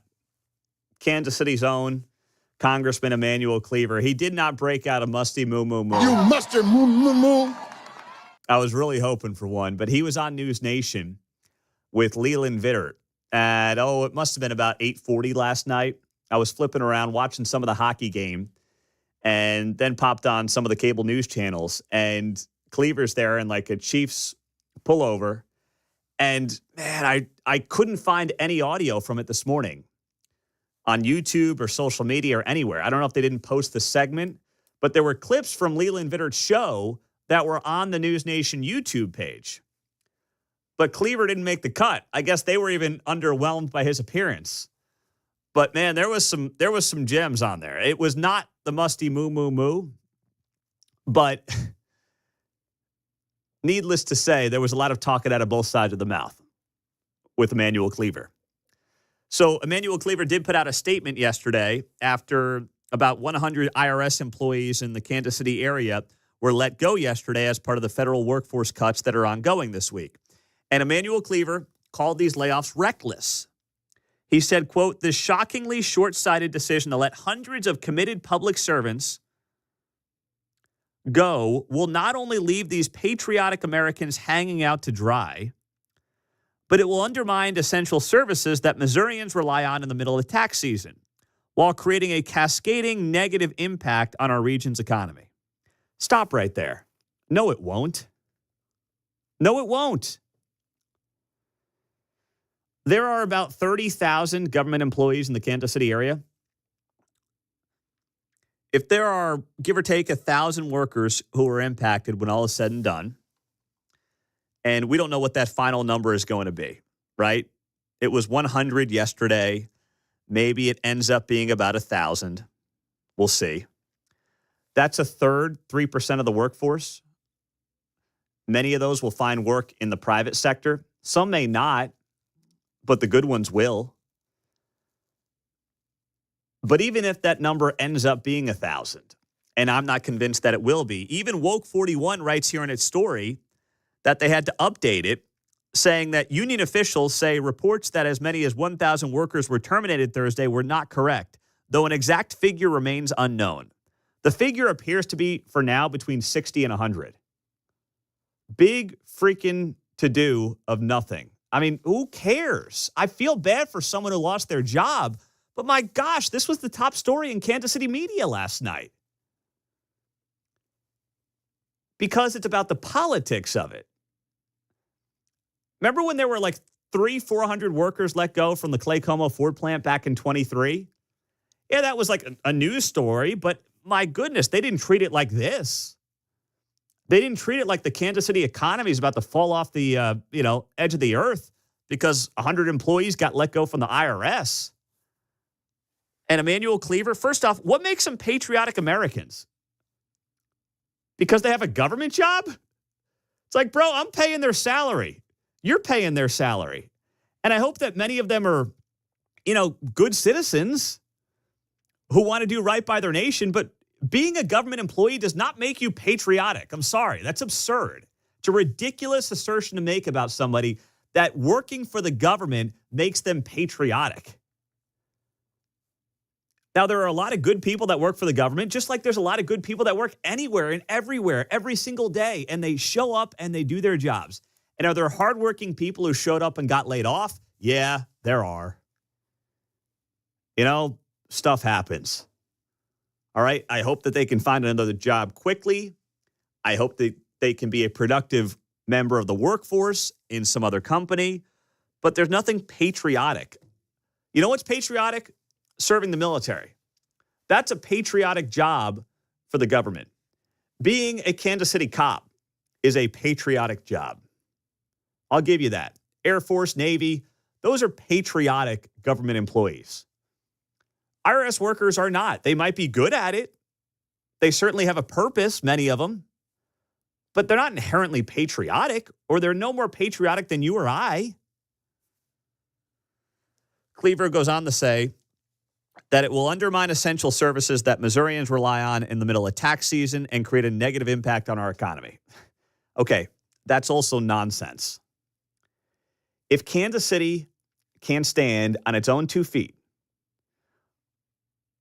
without 100 government jobs or even 1,000 government jobs existing, then you know what? Kansas City doesn't deserve to stand on its own 2 feet. Kansas City, as a regional economy, will be fine. You know that, and I know that. Cleaver goes on to say, I condemn this sinful decision to terminate the employment of nearly 1,000 hardworking Kansas Cityans for no reason other than gluttonous greed. He's a nut job. You've got to be kidding me. You have got to be kidding me. Sinful decision. Sir, you know what's sinful? $36 trillion in debt. You can literally find Bible verses talking about how awful debt in general is. That is sinful, Mr. Preacher. Another thing that's sinful is using the government to replace religion. Yeah. And then using the vocabulary thereof. Yeah, absolutely. A sinful decision to terminate the employment. And by the way, the number is not 1,000, at least not yet. It's not even close to it. Hardworking Kansas Cityans. How do you know they're hardworking? You met them all? Do you interview them on the way out the door? Gluttonous greed? You know what's greedy? The way you clowns have been acting in Congress for the last several decades. That's greed right there, sir. And finally, there's someone willing to do something about it on behalf of the private sector. I got a minute for Victor in Parkville. What's happening, man? How you doing? You know what? This is great, Pete. He's all worried about 1,000 employees. Well, don't we have a problem with the Postal Service? If he's worried about it, why doesn't he move them over to the Postal Service where we actually need services? And I completely agree with you. Not only are there biblical references about how bad debt is, our founding fathers were against passing on debt. That's one of the worst things we've done for generations to come and for this nation is to put that burden on the generations in the future, and we see what the consequences are. Well said, Victor. I had to look it up, but it's a Bible verse that Dave Ramsey uses all the time, Proverbs 22:7. The rich rule over the poor, and the borrower is the slave to the lender. That's the United States right now. Absolutely. And guess who our lenders are? It's certain, never mind. It's just frustrating. These people are ridiculous. And I agree with you. Gluttony, how about you guys retire out of freaking Congress and let somebody else go to work? Well said, Victor. Thank you, buddy. Yeah, that's exactly right. 913-408-7957. I'll get to more of this with you, plus what Emmanuel Cleaver wants the Royals to do that I'm hearing about next.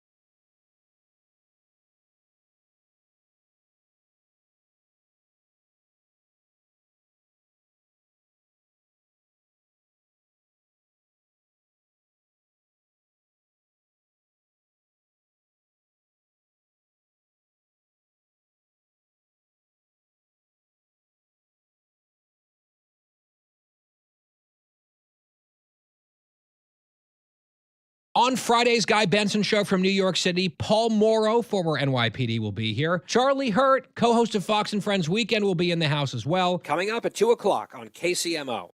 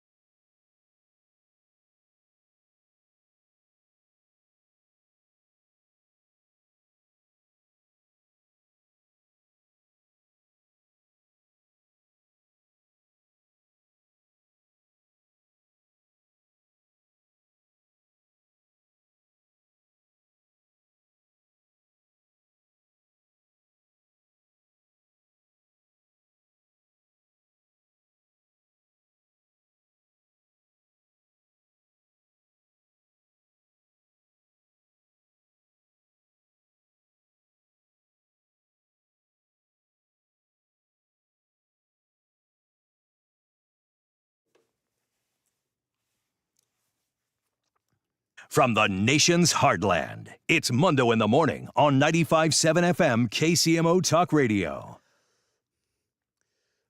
So I got this on pretty good authority yesterday that, of course, the Royals have no idea where they're going. I mean, I say that a little bit tongue-in-cheek. They obviously I'm sure, have places they're looking at. But when it comes to those in the political scene and those on the developer side and those who theoretically should be in the know, the Royals are not showing their hand. And I think that's in part because they don't really know what they want to do.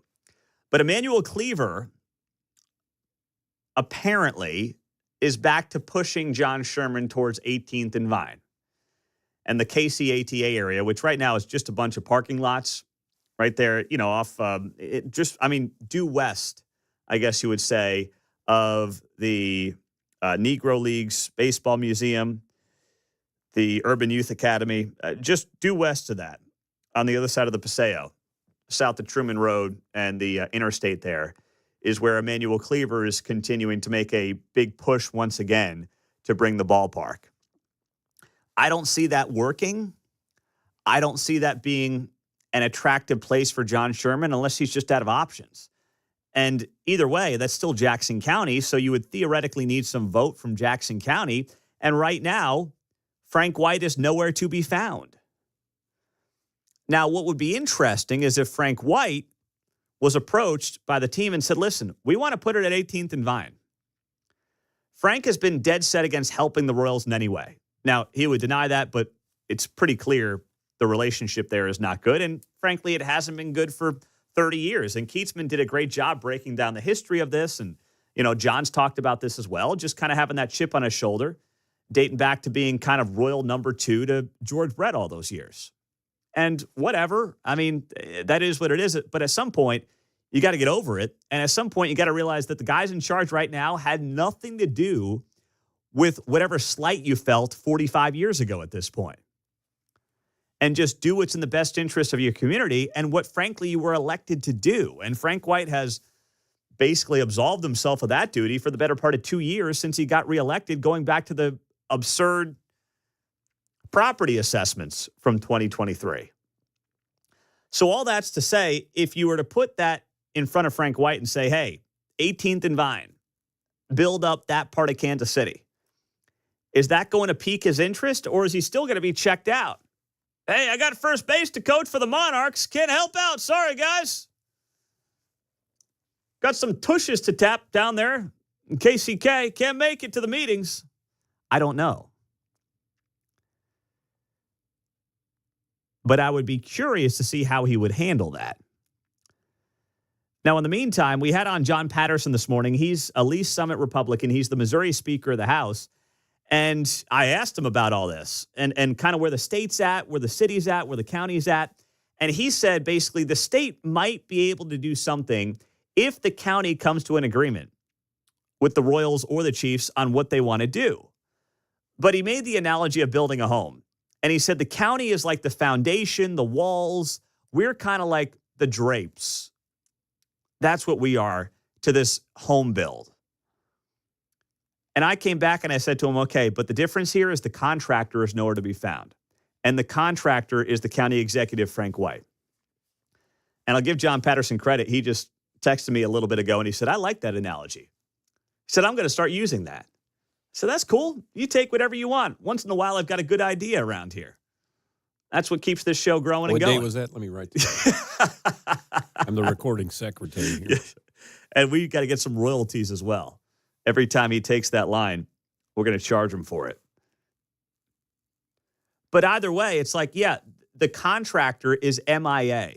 So you can have the best drapes. You can have the best foundation guy. But if the contractor's not home and the contractor's not showing up, then none of it matters. And that's what's going on right now with these ball teams. The contractor, Frank White, is nowhere to be found. And frankly, he doesn't even want to show up to the job. I mean, now we're at that point. Sometimes you deal with this in construction where you know that somebody doesn't want your job, so they bid some stupid high price. And you're like, all right, you're not serious about this. It's fine. You don't want the job, but I'm not doing it for that money. We've all been with those situations with contractors. Like, yeah, sure, I'll do it for $10,000. It's a $3,000 project there, buddy. Come on. What are you laughing at? Well, I can imagine Frank sending his assistant out to the first base box at the Legends. Some guy with a clipboard. Sir, I don't know, but I was told to be here at 8. Oh, gosh. So now we just sit here and we wait. Like next week, the county legislature, or some of them in Jackson County, is going down to Jeff City. And I'm like, for what? For a steak dinner? And it's nothing against the county legislature, but what do you guys, like, your problem is Frank. Your problem is not the state of Missouri. Your problem is Frank, and you don't know what the teams want. And they're not really talking to you right now. There's nothing the state's not going to show up and say, fine, guys, here's $1 billion for each team. Have fun with it. That solves the problem. It's not going to happen. So, like, what's the point? There is no point in them going down there outside of making it seem like they're doing something, because you have one massive roadblock, and it's the county executive. And it seems like the earliest they will get something on the ballot for a recall of Frank White is going to be this November. I mean, it's not going to happen for April.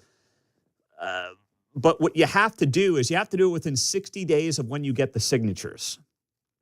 So I guess you could do something in the summer. Sean Smith said yesterday on the show, Jackson County lawmaker, that there's going to be a big push at the polls in April when there's these local elections in Jackson County to get people to sign the recall petition for Frank White. And then I believe the rules are you got to have that recall vote within 60 days of the votes being approved, or the signatures being approved. So if that's the case, then maybe you could have a midsummer vote, late summer vote. But still, how many signatures are you going to collect at the local elections in April? I mean, like 7 people show up to those. And that's a shame, because we need a lot of people to show up to those. But you know and I know those April elections do not get massive turnout. I wish they did, because they matter. You're going to be voting on tax continuations, tax increases in Kansas City and elsewhere, but they don't get a lot of traction. So I don't know how many signatures they'll actually gather in April, but if you want to get Frank White out this year, you got to keep that thing moving. And you got to get those signatures done, because if not, he's just going to be hanging around for another couple of years. And these teams will make moves without him. Now, my fear is that Quentin Lucas could potentially try to cut some backdoor deal with the city and the teams to try to get him to stay. But then the financials behind that are probably not going to be as attractive as they would be if you have the county involved, just based on pure numbers. And if the city's left on the hook for anything, that would be a disaster waiting to happen. So I hope that's not going on behind the scenes. But there is some belief that the mayor, at least with the Royals, might be trying to cut a deal that gets him to stay in Kansas City, Missouri proper, and does not require a vote of the taxpayer. But all this stuff right now is largely speculation, as these teams have not shown their hand all that much, at least not publicly. Buy, sell, hold is coming up next on KCMO. And then we'll get to Tony Botello of Tony's Kansas City. He is going to be here in studio for our Feature Friday segment on 95.7 FM KCMO and streaming on the KCMO Talk Radio app.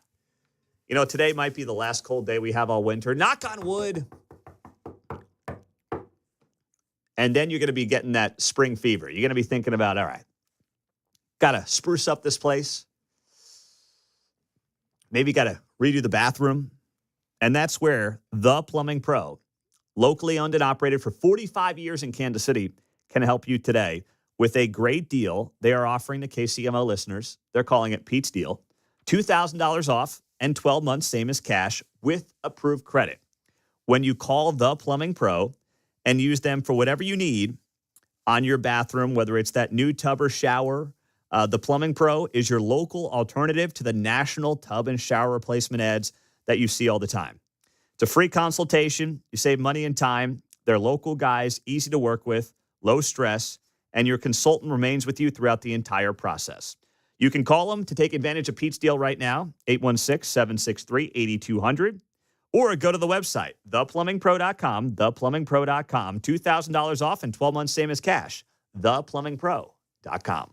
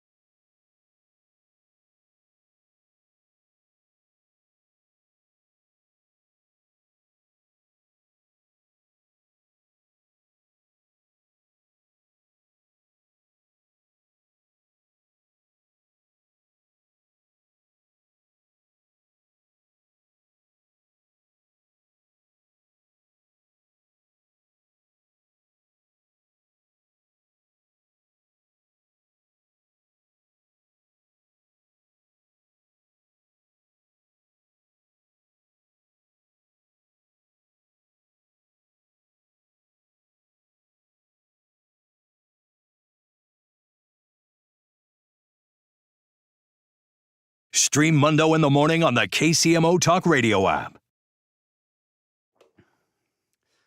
Happy Friday morning. It is great to have you here on KCMO Talk Radio, and it is that time of the week. It's time to buy, sell, Have it at end, 12 and a half, 15. and hold. All right, let her rip, John. Buy, sell, hold. What do you got on the rundown, man? Buy, sell, or hold. The Chiefs are one more no from Jackson County from heading to Kansas and Star Bond funding. I'm going to buy that. Keatsman had the report yesterday that basically Clark Hunt needs to hear no one more time from Jackson County before he gives up on the Truman Sports Complex. And it just makes sense to me. Everything I've heard, everything Kevin heard implies that he wants to stay and make it work there. And I believe that's the right move. Now, that's just my opinion as a fan. But I understand where at some point you've got to say to yourself, it is untenable here. I can't work with this county executive. And this legislature, yeah, there might be people on there who have the right intentions, but gosh, there's a lot of goobers on that legislature too.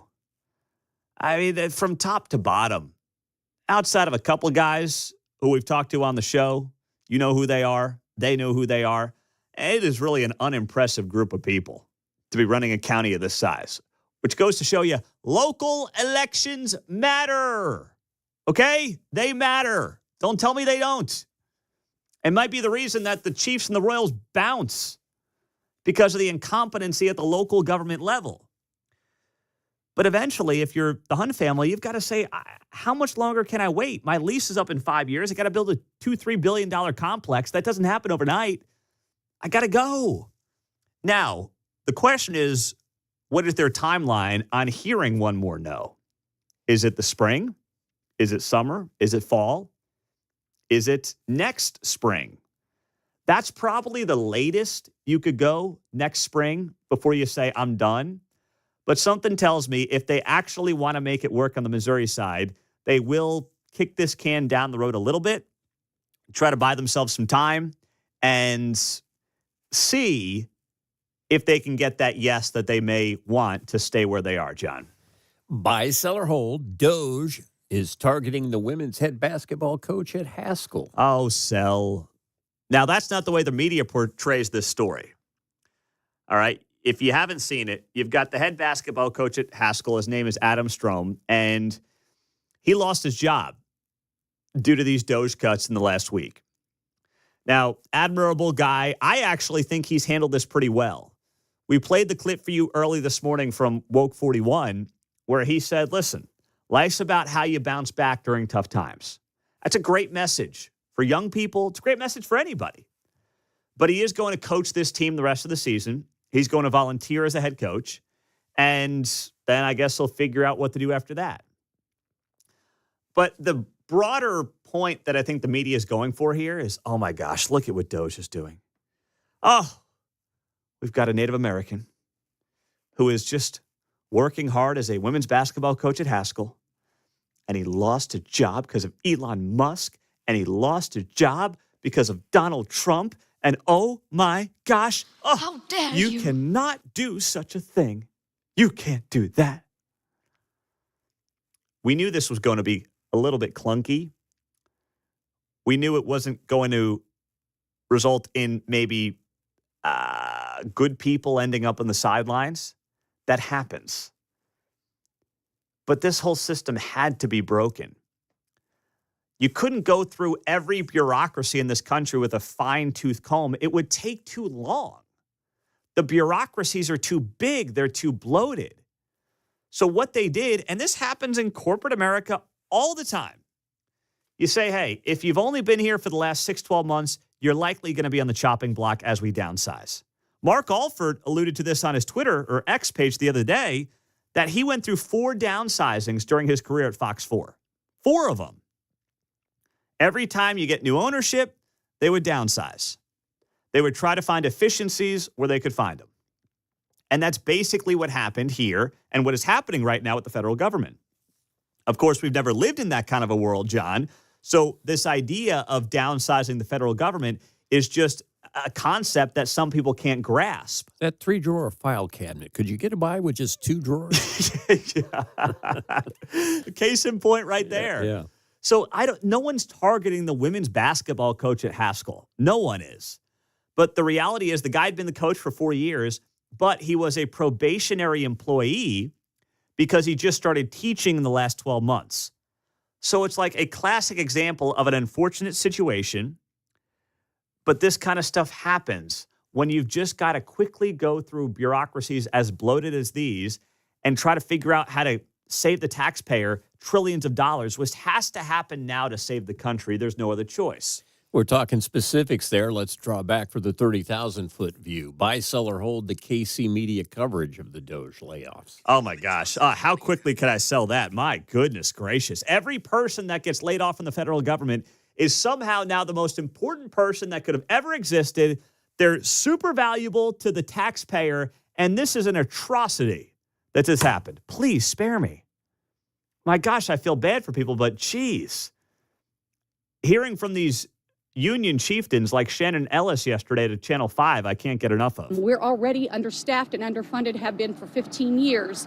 And, so we're already in very much need of all the employees that are on campus. And for this to happen right before tax season is just unacceptable. Unacceptable to who?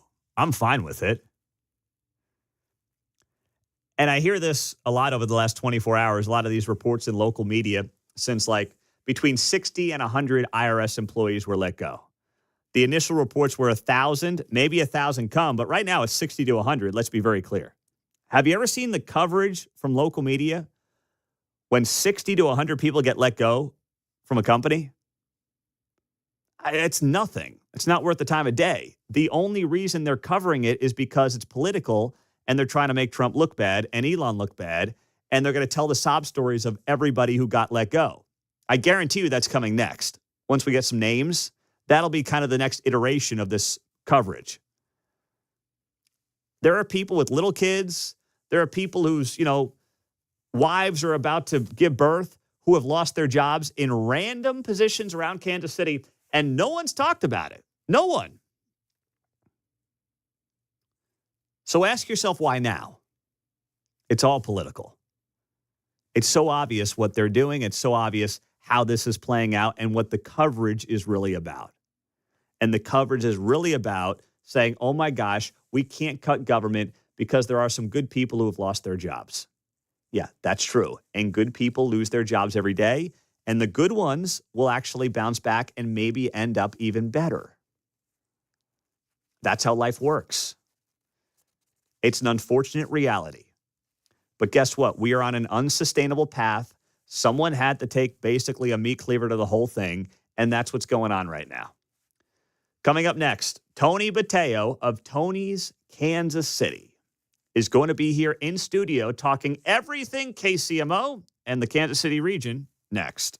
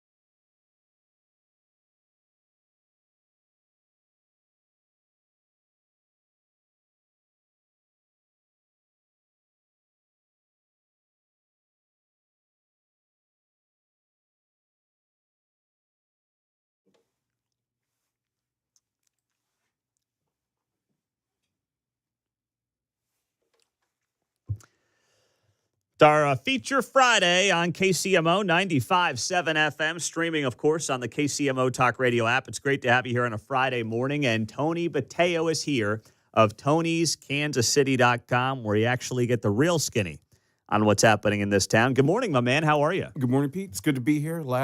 We hope it's last. Well, we're going to get something in March, but last official day of like the winter blitz. Well, now you sound like John Anthony. Don't ruin it, okay? I'm viewing this as the last day of winter, and March is next weekend, and then it's going to be all spring and sunshine, and the flowers are going to be blooming, and, it's going to be great. I always knew you were an optimist at heart. Oh, man. Hey, have you ever seen media coverage like this about 60 people getting laid off, like what happened at the IRS yesterday? Every news station outside, as if the economy in Kansas City is going to collapse because 60 people lost their jobs. I mean, I feel bad for them, but this is ridiculous coverage. Well, you were telling me that you were really on it, but I missed. I didn't. I want to get in on the fun. I mean, for me, this is all left over. My highlight was the Musty Moo Moo speech. Musty Moo Moo Moo. Oh, from Cleaver last week? Yes. Hang on. You Musty Moo Moo Moo. There it is. We just played the audio. Very nice. Musty Moo Moo Moo. Yeah, no, I like your take on it. Because as we know, over this past maybe half year, definitely going into the Biden administration, there's been layoffs all over town. And I mean, we talk about the auto company recently lost 400 employees. Yeah. So I mean, this town isn't any stranger to layoffs. But I will say, I hate to be fair, but maybe I'm in an optimistic mode too. Is you can't drive it home enough. The federal government, for better or worse, is the largest employer in Kansas City, in the Kansas City metro. There are more people working for the federal government, and that's kind of really part of our history. It goes back to like when the local bigwigs were hobnobbing with Roosevelt, and so that history goes back. And so I think that kind of resonates with a lot of people because so much of this city's economy is kind of tied to the federal government. Is it really though? I mean, it's 30,000 workers. I mean, that's a big chunk, and a lot of those people are. We got 2.5 million people. I mean, if they cut 1,000 people, that's 3% of the workforce. Right. You cut 3% of any workforce, they're going to be fine. That's not a big cut for any regular company. 3% of a workforce. I agree, but the good ones are going to find jobs. See, I always wonder. I always wonder about that. They won't be influential, good, awesome government jobs with pensions. Because, I mean, the truth is a lot of those jobs, especially when you get to the pensions, a lot of those jobs aren't out there anymore. Well, I agree. But guess what? You got a pension for your blog? You gonna sign yourself up for a pension with your blog? Oh, I wish. I don't have a pension. Right. Most people don't. The only government workers have pensions. I mean, maybe there's a couple of unions, cops, and things like that, but they're technically government workers. No one's got pensions anymore. They're not sustainable models to pay people. 401ks are where it's at. So what? So sorry, go get a 401k job instead of a pension job. You're right. You're being more optimistic than me. I'm just like, people that are talented are going to find work. That's how it is.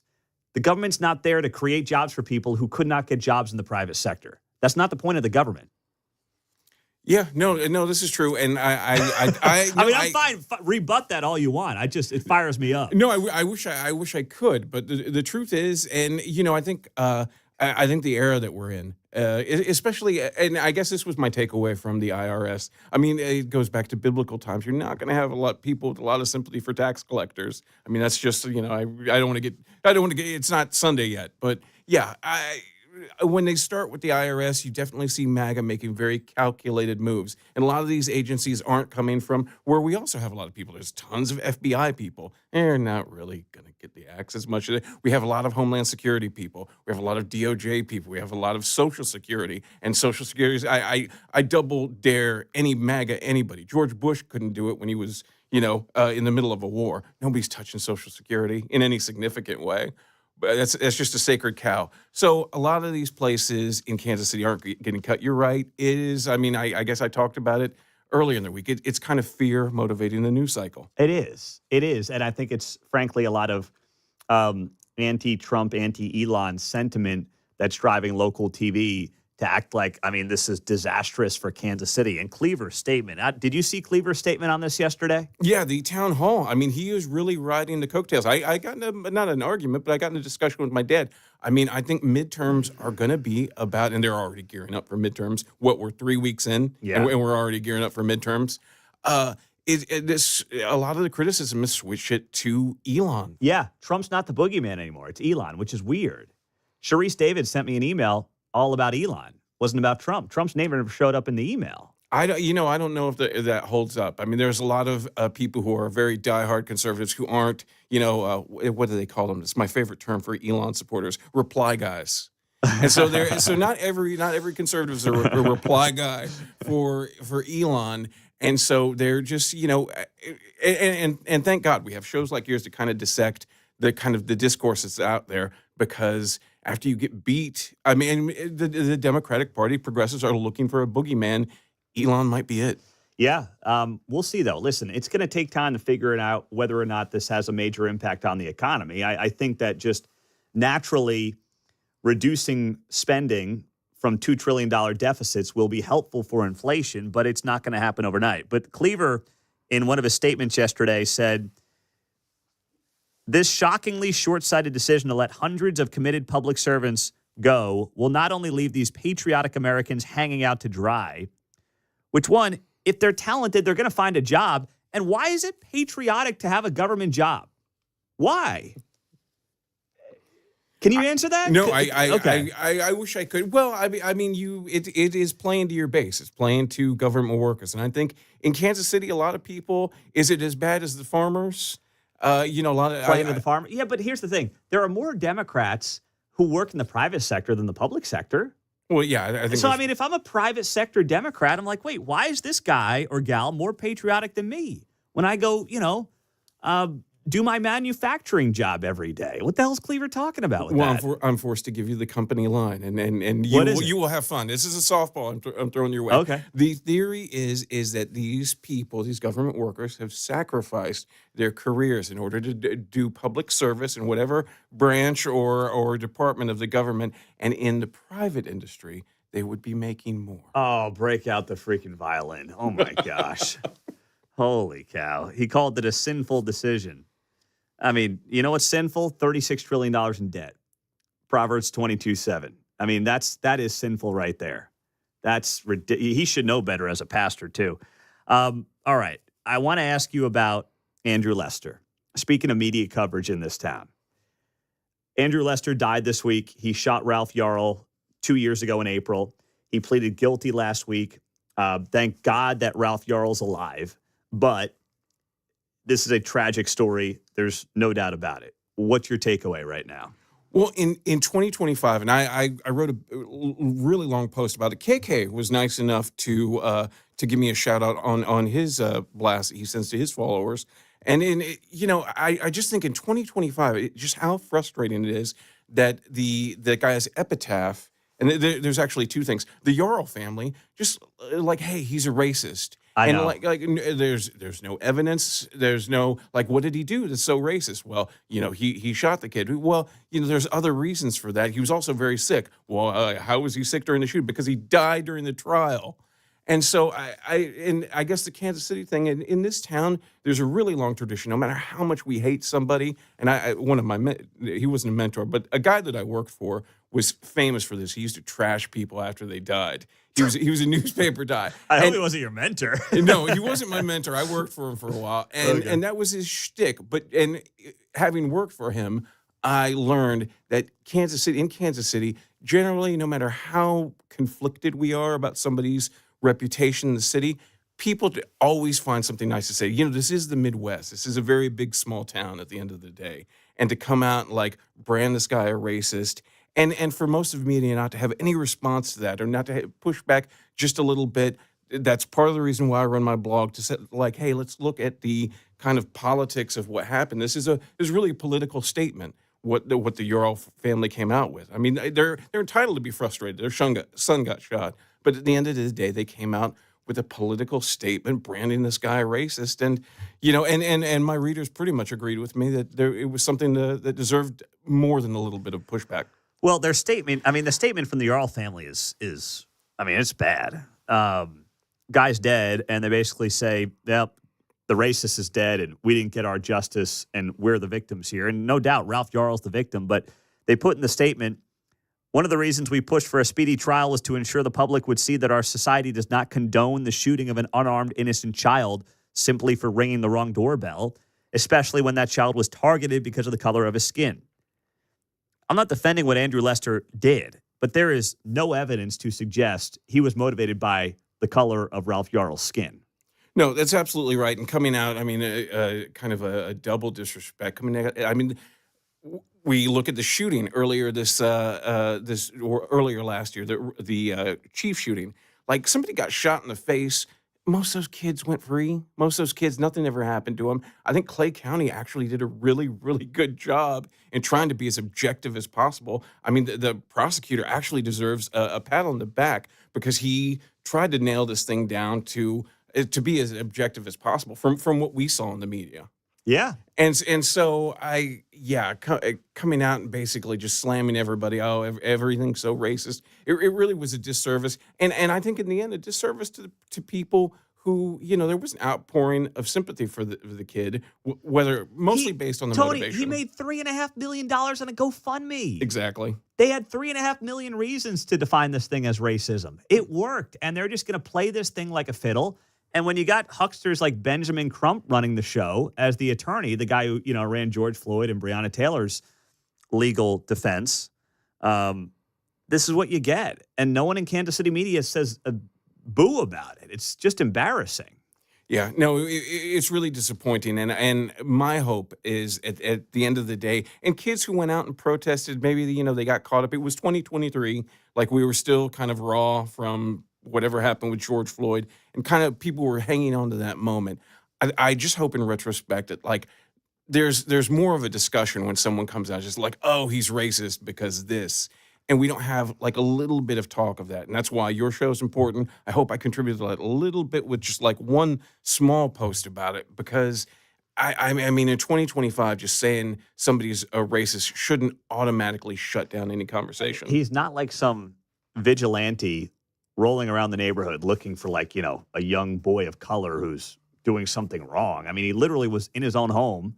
This guy shows up, and it's just a perfect storm tragedy is what it is. Like, how many things had to go wrong for this encounter to take place the way it did? Well, and a dozen things. At the very end, I think people were kind of swayed, and that's why the family statement really just hit the wrong note. People saw that guy dying in the courtroom, and you're asking people to people naturally have sympathy for some 86-year-old man dragged in court, barely able to keep himself upright in his chair. People see that, and it's not anybody's better nature to hit somebody when they're in their last moments of suffering like that. And so I think when people saw this guy with their eyes, and I mean, I get into gun culture a little bit. There's that old catchphrase. You've probably heard this one. It's better to be judged by 12 than carried by 6. Nobody who ever said that has been on trial for their freedom.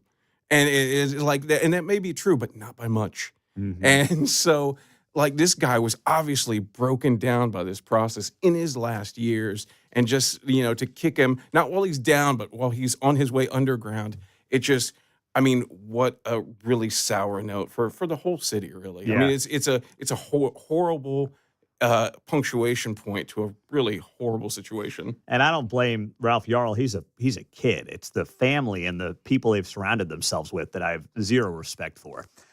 Tony Botello, Tony'sKansasCity.com. You got to be reading that blog every day for the news here in town. We'll take a break and come back with him on the top stories we've been talking about in Kansas City this week, right here on 95.7 FM KCMO.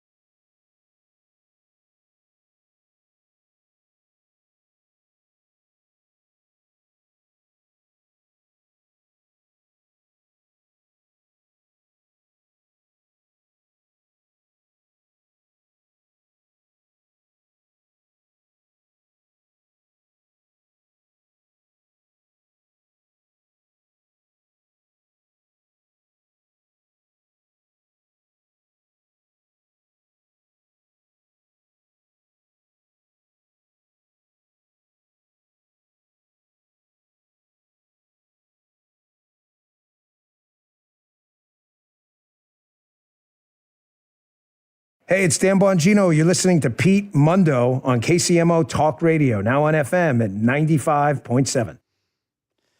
Tony Botello, Tony's Kansas City, is here on KCMO Talk Radio, 95.7 FM for our Feature Friday segment. Been a couple of months, so I try to get Tony in every month and a half to 2 months because we have such a great time and a great conversation. So, KC Pet Project, I haven't touched this story all week. Why is it of interest to you? And what's going on? Well, this week it comes out in little pieces. I think the last piece that we saw was the poor guy getting mauled to death late last year. And with that, the council kind of decided, like, hey, let's start to wrestle control away from the KC Pet Project. This week, news comes out that they may be moving out of the facility. Now, I've been following the story since about 2017. They passed Kansas City voters passed an $800 million general obligation bond. And the place that they may be getting kicked out of, there was $18 million allocated to this new pet shelter that we built around 2017, and it's all falling apart. And my big takeaway from this, and I thought this would appeal to you, is like in action over the nearly decade that we've been doing this, we've gotten a real good look as what happens when you put activists. I mean, they're animal activists. They're all for treating animals humanely, which is great. Yeah. But this is what happens when you put activists in charge of a city service. And over the past few years, are they active? I don't know any of those people. I know someone on the station used to have a good relationship with them, or used to have them on the show a bunch. But I don't know anything about these people. So are they activists that run this place? Well, they started out. I mean, it started out as this massive push of, and the old dog shelter, to their point, they were right. The old dog shelter was janky. It looked like a trailer. Yeah. And the city invested a lot of money in it because animal rights activists were like, hey, you have to do this. This is inhumane. And now we have a $18 million facility, and the group that's running it, it's a great cause. It's nice to save pit bulls and nurse them back to health, but at what cost, right? Yeah. At what cost to the taxpayer? Well, is that worth anything? And over the summer, everybody saw this story coming probably for a year, because things, especially in the urban parts of Kansas City, you'd have roving packs of dogs. On the east side, it was like a tradition. People told you what to do. It's weird. I know this too. If a pit bull runs up on you and it looks mean and there's nothing, you run on top of a car. You deal with the owner and like putting footprints on his hood. But yeah, the pit bull usually isn't going to chase you up the car. That is a protocol that is urban KC, like everybody knows to do that. I want to see you jumping on hoods of cars. I want to see you doing that. It would cost me so much because that hood would just cave right in. So that's something to watch. So you're saying that they may end up moving out of their location and just be a shell of what they were? Well, I think what's going to happen is we're going to see a change in leadership and the moves that mostly it's from 3rd District Council, because like we were talking about, in the 3rd District and in the urban part of Kansas City, animal control is just so out of whack, and there's definitely some need for improvement. Mm-hmm. So we're talking about the leadership and things that Quentin has done. We're talking about the leadership basically changing hands, and KC Pet Project no longer in charge of animal control services. Gotcha.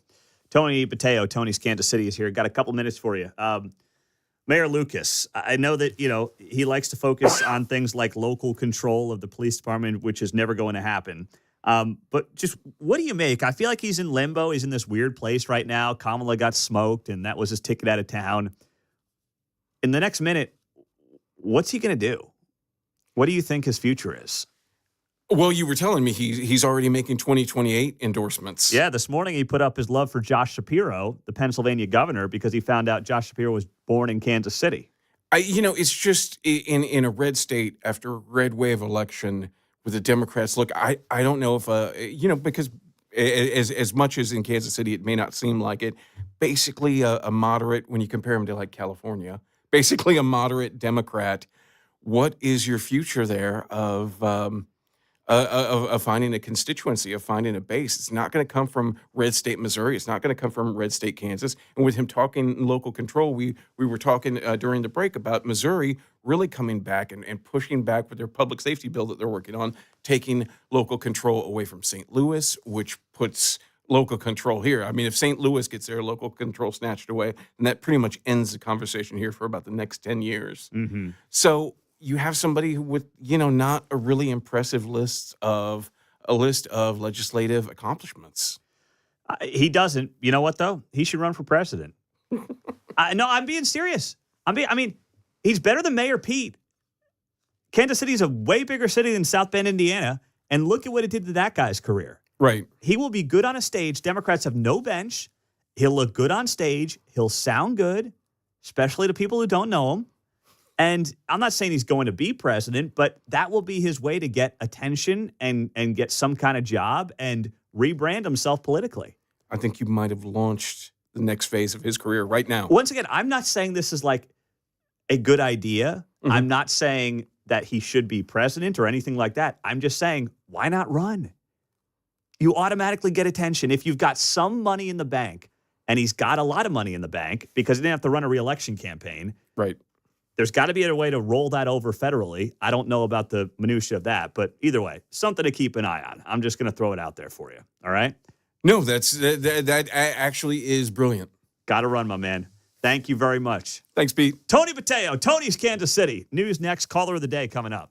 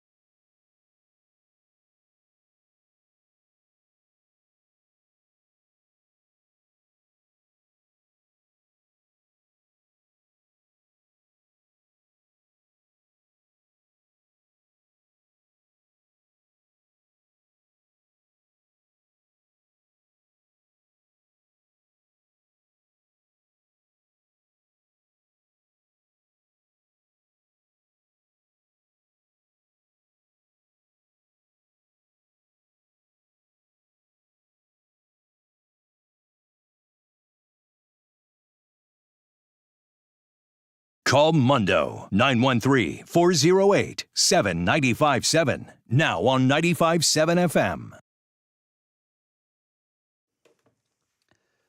9:35. It is great to have you here on KCMO Talk Radio. It has been a really busy morning. The news cycle in this town is fantastic right now. And obviously, story number one this morning tied into the IRS layoffs that happened around Kansas City. The initial reports were 1,000 workers were going to get terminated. We now have that number at about 100.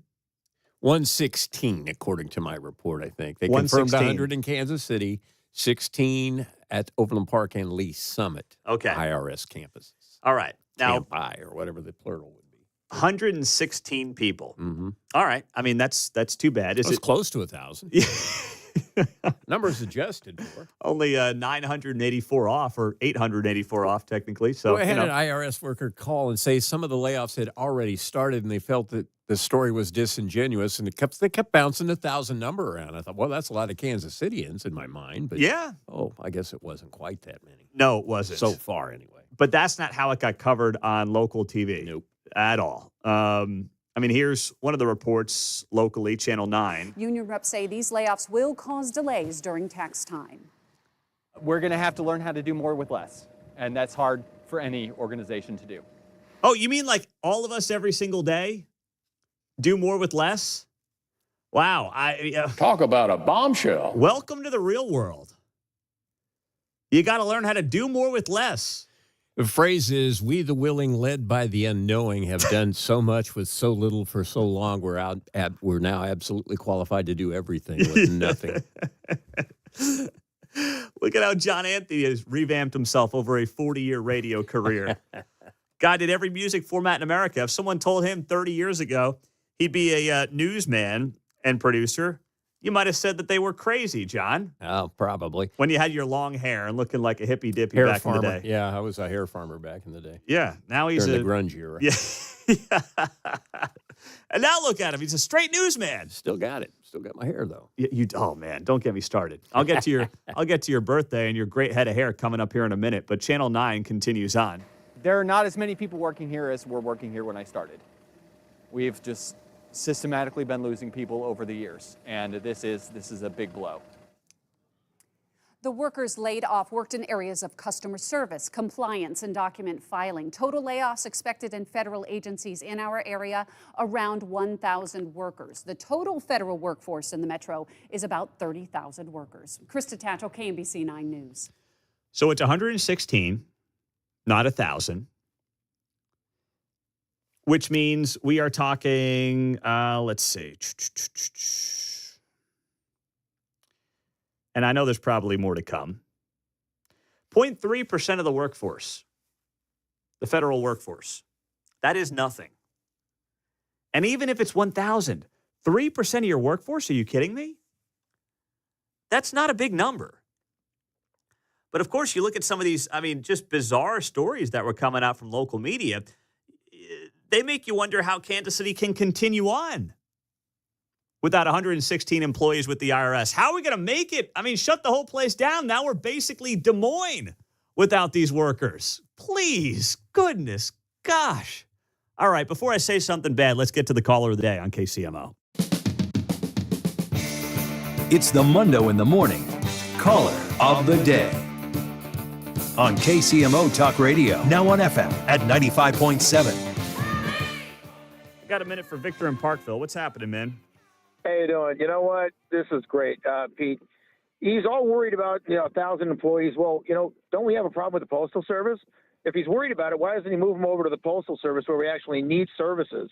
And I completely agree with you. Not only are there biblical references about how bad debt is, our founding fathers were against passing on debt. That's one of the worst things we've done for generations to come and for this nation is to put that burden on the generations in the future, and we see what the consequences are. Well said, Victor. I had to look it up, but it's a Bible verse that Dave Ramsey uses all the time, Proverbs 22:7. The rich rule over the poor, and the borrower is the slave to the lender. That's the United States right now. Absolutely. And guess who our lenders are? It's certain, never mind. It's just frustrating. These people are ridiculous. And I agree with you. Gluttony, How about you guys retire out of freaking Congress and let somebody else go to work? Attaboy, Victor. That was a great call. That's why he's our caller of the day. And Emmanuel Cleaver calling this a sinful decision to terminate the employment of these individuals in Kansas City. I mean, get over yourself, man. There is nothing sinful about this. It is sinful to drive your country, which Emmanuel Cleaver helped do, $36 trillion in debt. He's been a part of that for the last 2 decades. That is sinful. And Victor didn't want to say who the lender is, but China's got $1 trillion in our debt. That's not good for the country. That's not healthy for the country. Who would possibly want that to continue on as is?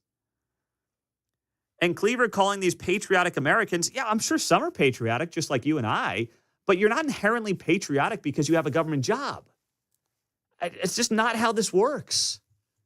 You don't get to be a more patriotic employee because you take a paycheck from the government. The only patriotic government employees by nature are cops, Army, Navy, Air Force, people that serve. That's it. IRS workers are no more patriotic than you and I. John's an Independence. Hey, John, you're on KCMO.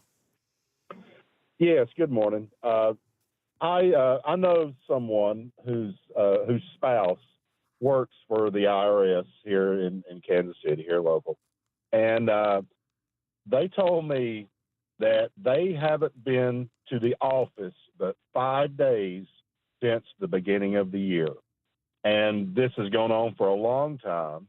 A lot of them do work other jobs, get their wives to move the key, the mouse on the computer at home. Looks like they're working every 45 minutes or something like that. And they have side jobs. 2 or 3 of these workers do. So, I'm like you. Cry me a river. I don't want to hear it. There's so much waste, so much abuse, and even more fraud.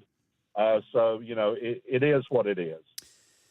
Yeah, that's crazy, John. Thank you. I mean, listen, we've had people like Steve Moore, who's been on this show before many times. He is a former economic advisor to Donald Trump who lives in D.C., and he says par for the course for government workers to have multiple jobs. And he knows D.C. as well as anybody. I can't speak to IRS employees here in Kansas City. I'll take you at your word on that call. But it's insane. And to suggest that, oh, my gosh, how are we possibly going to get by? And I love the angle I saw. People were tweeting me this yesterday, like, just wait till your tax return's late. Oh, you mean, okay, first off, the goal is to have no tax return. Because if you have a tax return, that means you just gave your money to the government for a year interest-free. Your money's worth less than a year ago. You gave it to the government for free. Why would you want a big return? All that means is you got less money of your own during the year, and now you get it back, and it's worth less than it was when you made it 1 year ago. I was supposed to owe money, but I had a 3rd child, so I'm good. I got a little something back. All right, attaboy, Mark. Just don't think about a 4th. That might be one too many, all right? That's where we're at right now. It just feels like one too many. Not totally done, but thinking that 4th might just be one more than we can handle. Haven't totally closed the door, but it's more or less closed. I'll have to wait. Depends on the day, too. What kind of mood the kids are in, But it's like that's not something to brag about, some big old return. It's your own money. The government's not giving you a damn thing. And, oh, I'm sorry, I didn't realize the IRS was such a well-run, buttoned-up operation. Said nobody ever. They need technological advancements to improve the systems that they have. And that's something that Elon's talked a lot about, right? They have these antiquated, heavily bureaucratic, bloated agencies that just need some private sector love. And we've got very successful private sector people that now want to help their country. And I say let them help the country because what we've been doing for decades ain't working. John, you got any big birthday plans before we get to Keatsman here to wrap up the show? I don't want to bury your big birthday here. So it's the big one. It's the 6'5". Well, you celebrate every day at my age. So at that point, nothing been particular, I don't think. Little get together tomorrow. Okay. Soiree. All right. Make it up as I go. Or You got a favorite meal or something you have on your birthday? I used to, but everything's good now. So, 20-piece McNugget, fillet of fish. Oh man, you're really Casey's splurging. Pizza. No, don't don't do Trying it. to wind you up. Oh, don't do it. Don't do it. Red Well, Lobster, maybe. No. I'm not worth your Red Lobster money? No. I will never buy you Red Lobster on your birthday. The classic text comment of Red Lobster being trailer park fish. Hey, I didn't say it. I've never had it. No. So the one by me on 119th and Black Bob shut down here. So I've never been to a Red Lobster. And I know you guys have tried to twist my arm, but it's not on the to-do list. I'll just say that much. Like Bowling's Chinese, couple of locations around town to get to. Those are great. Ah, yes. Now that sounds good. Now you're talking my language. Well, happy birthday, man. Hope you have a great day. Thank you, sir. And I hope every caller that called in did what I said to do early this morning and wish you a happy birthday if they were going to call in today. 2 out of about 10. Okay. All right. There you go. Not bad. Kevin Keatsman wraps up the show here on KCMO next.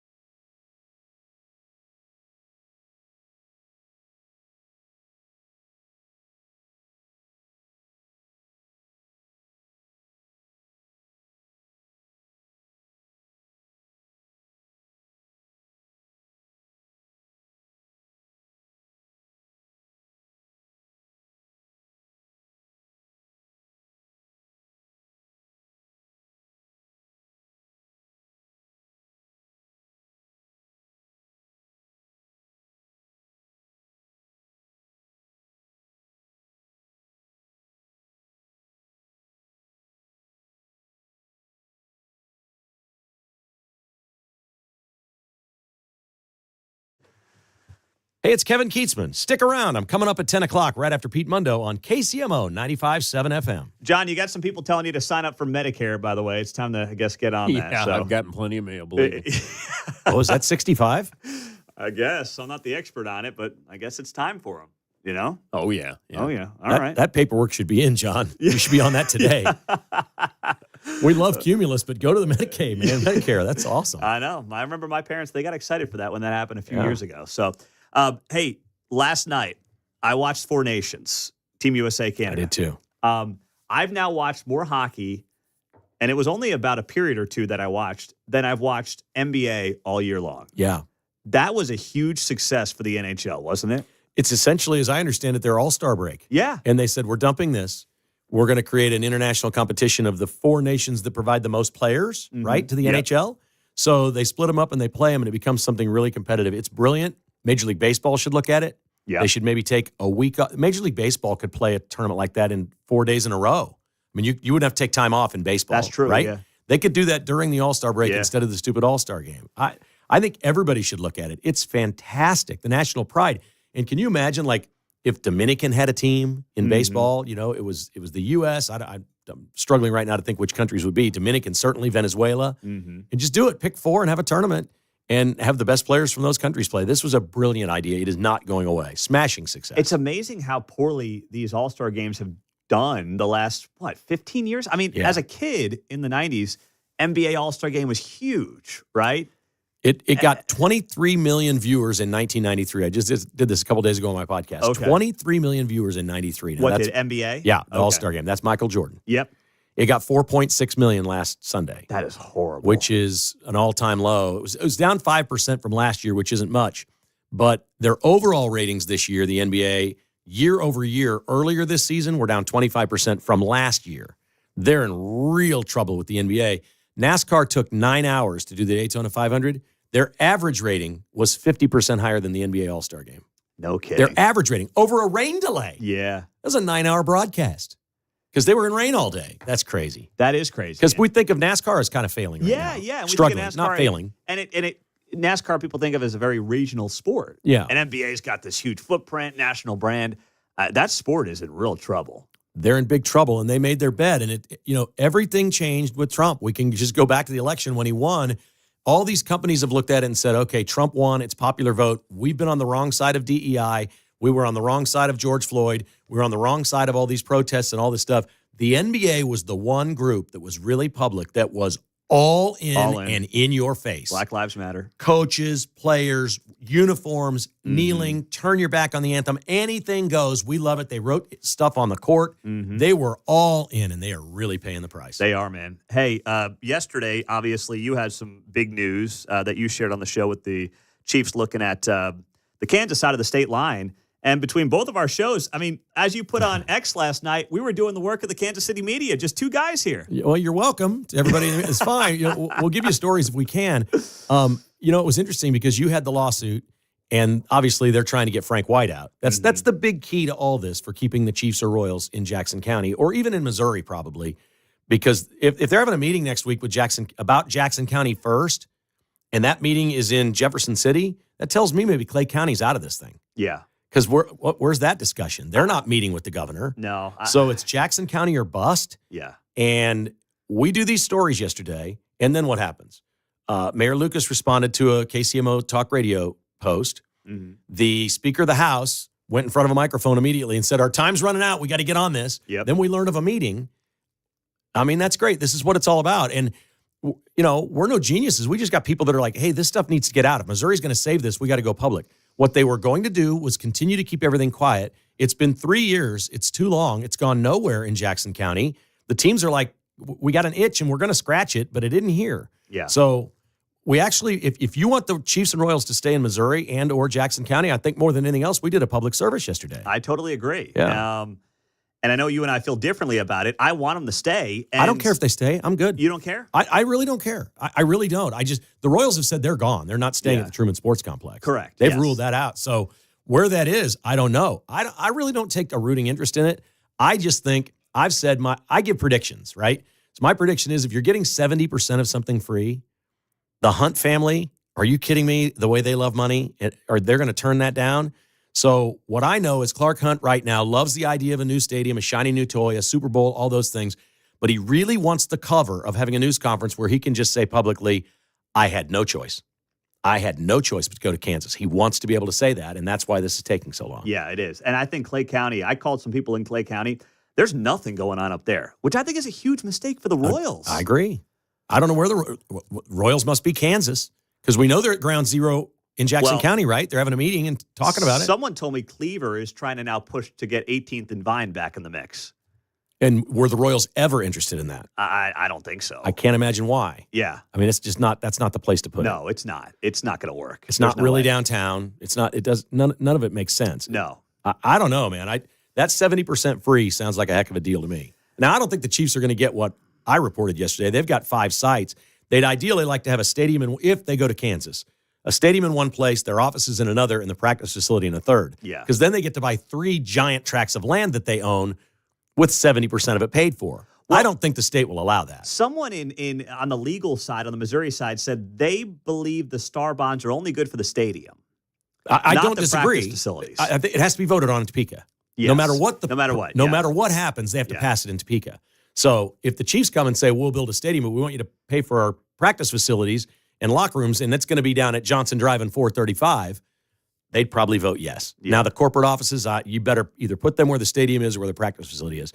But they're in love with the idea of 2 different spaces and taking one of the spaces and making it sort of a tourist attraction, which they've done in Dallas. Remember, Clark Hunt lives in Dallas. Mm-hmm. If you've ever gone to where the Cowboys train and what they have there, it's an entertainment district. Everybody goes there. They come from all over the country because they're Cowboy fans everywhere. The Chiefs believe they're the new Cowboys. They want to build, I think, a Hall of Fame, interactive, youth football, flag football for girls. Like Sporting has built all these fields for soccer. Chiefs want to do the same thing for football. And that brings people there and generates revenue. That will be their argument for the state of Kansas paying the Star bonds. And that's not a bad idea at all. It's not a terrible idea. It promotes football. Yes, exactly. In the last 30 seconds, I'll give you a quick story. I was meeting with somebody yesterday, development community, and we were talking about having this conversation, things that came out of our show. This guy comes barreling into the meeting, doesn't know, me. He just starts ranting about, this guy Keatsman saying this, that, the next thing. I don't even like this guy, but he's got a good point. And I'm like, just sitting there. I look at him. He's like, oh, hey, how's it going? I'm like, oh, it's all good, man. Welcome to my life the last 30 years.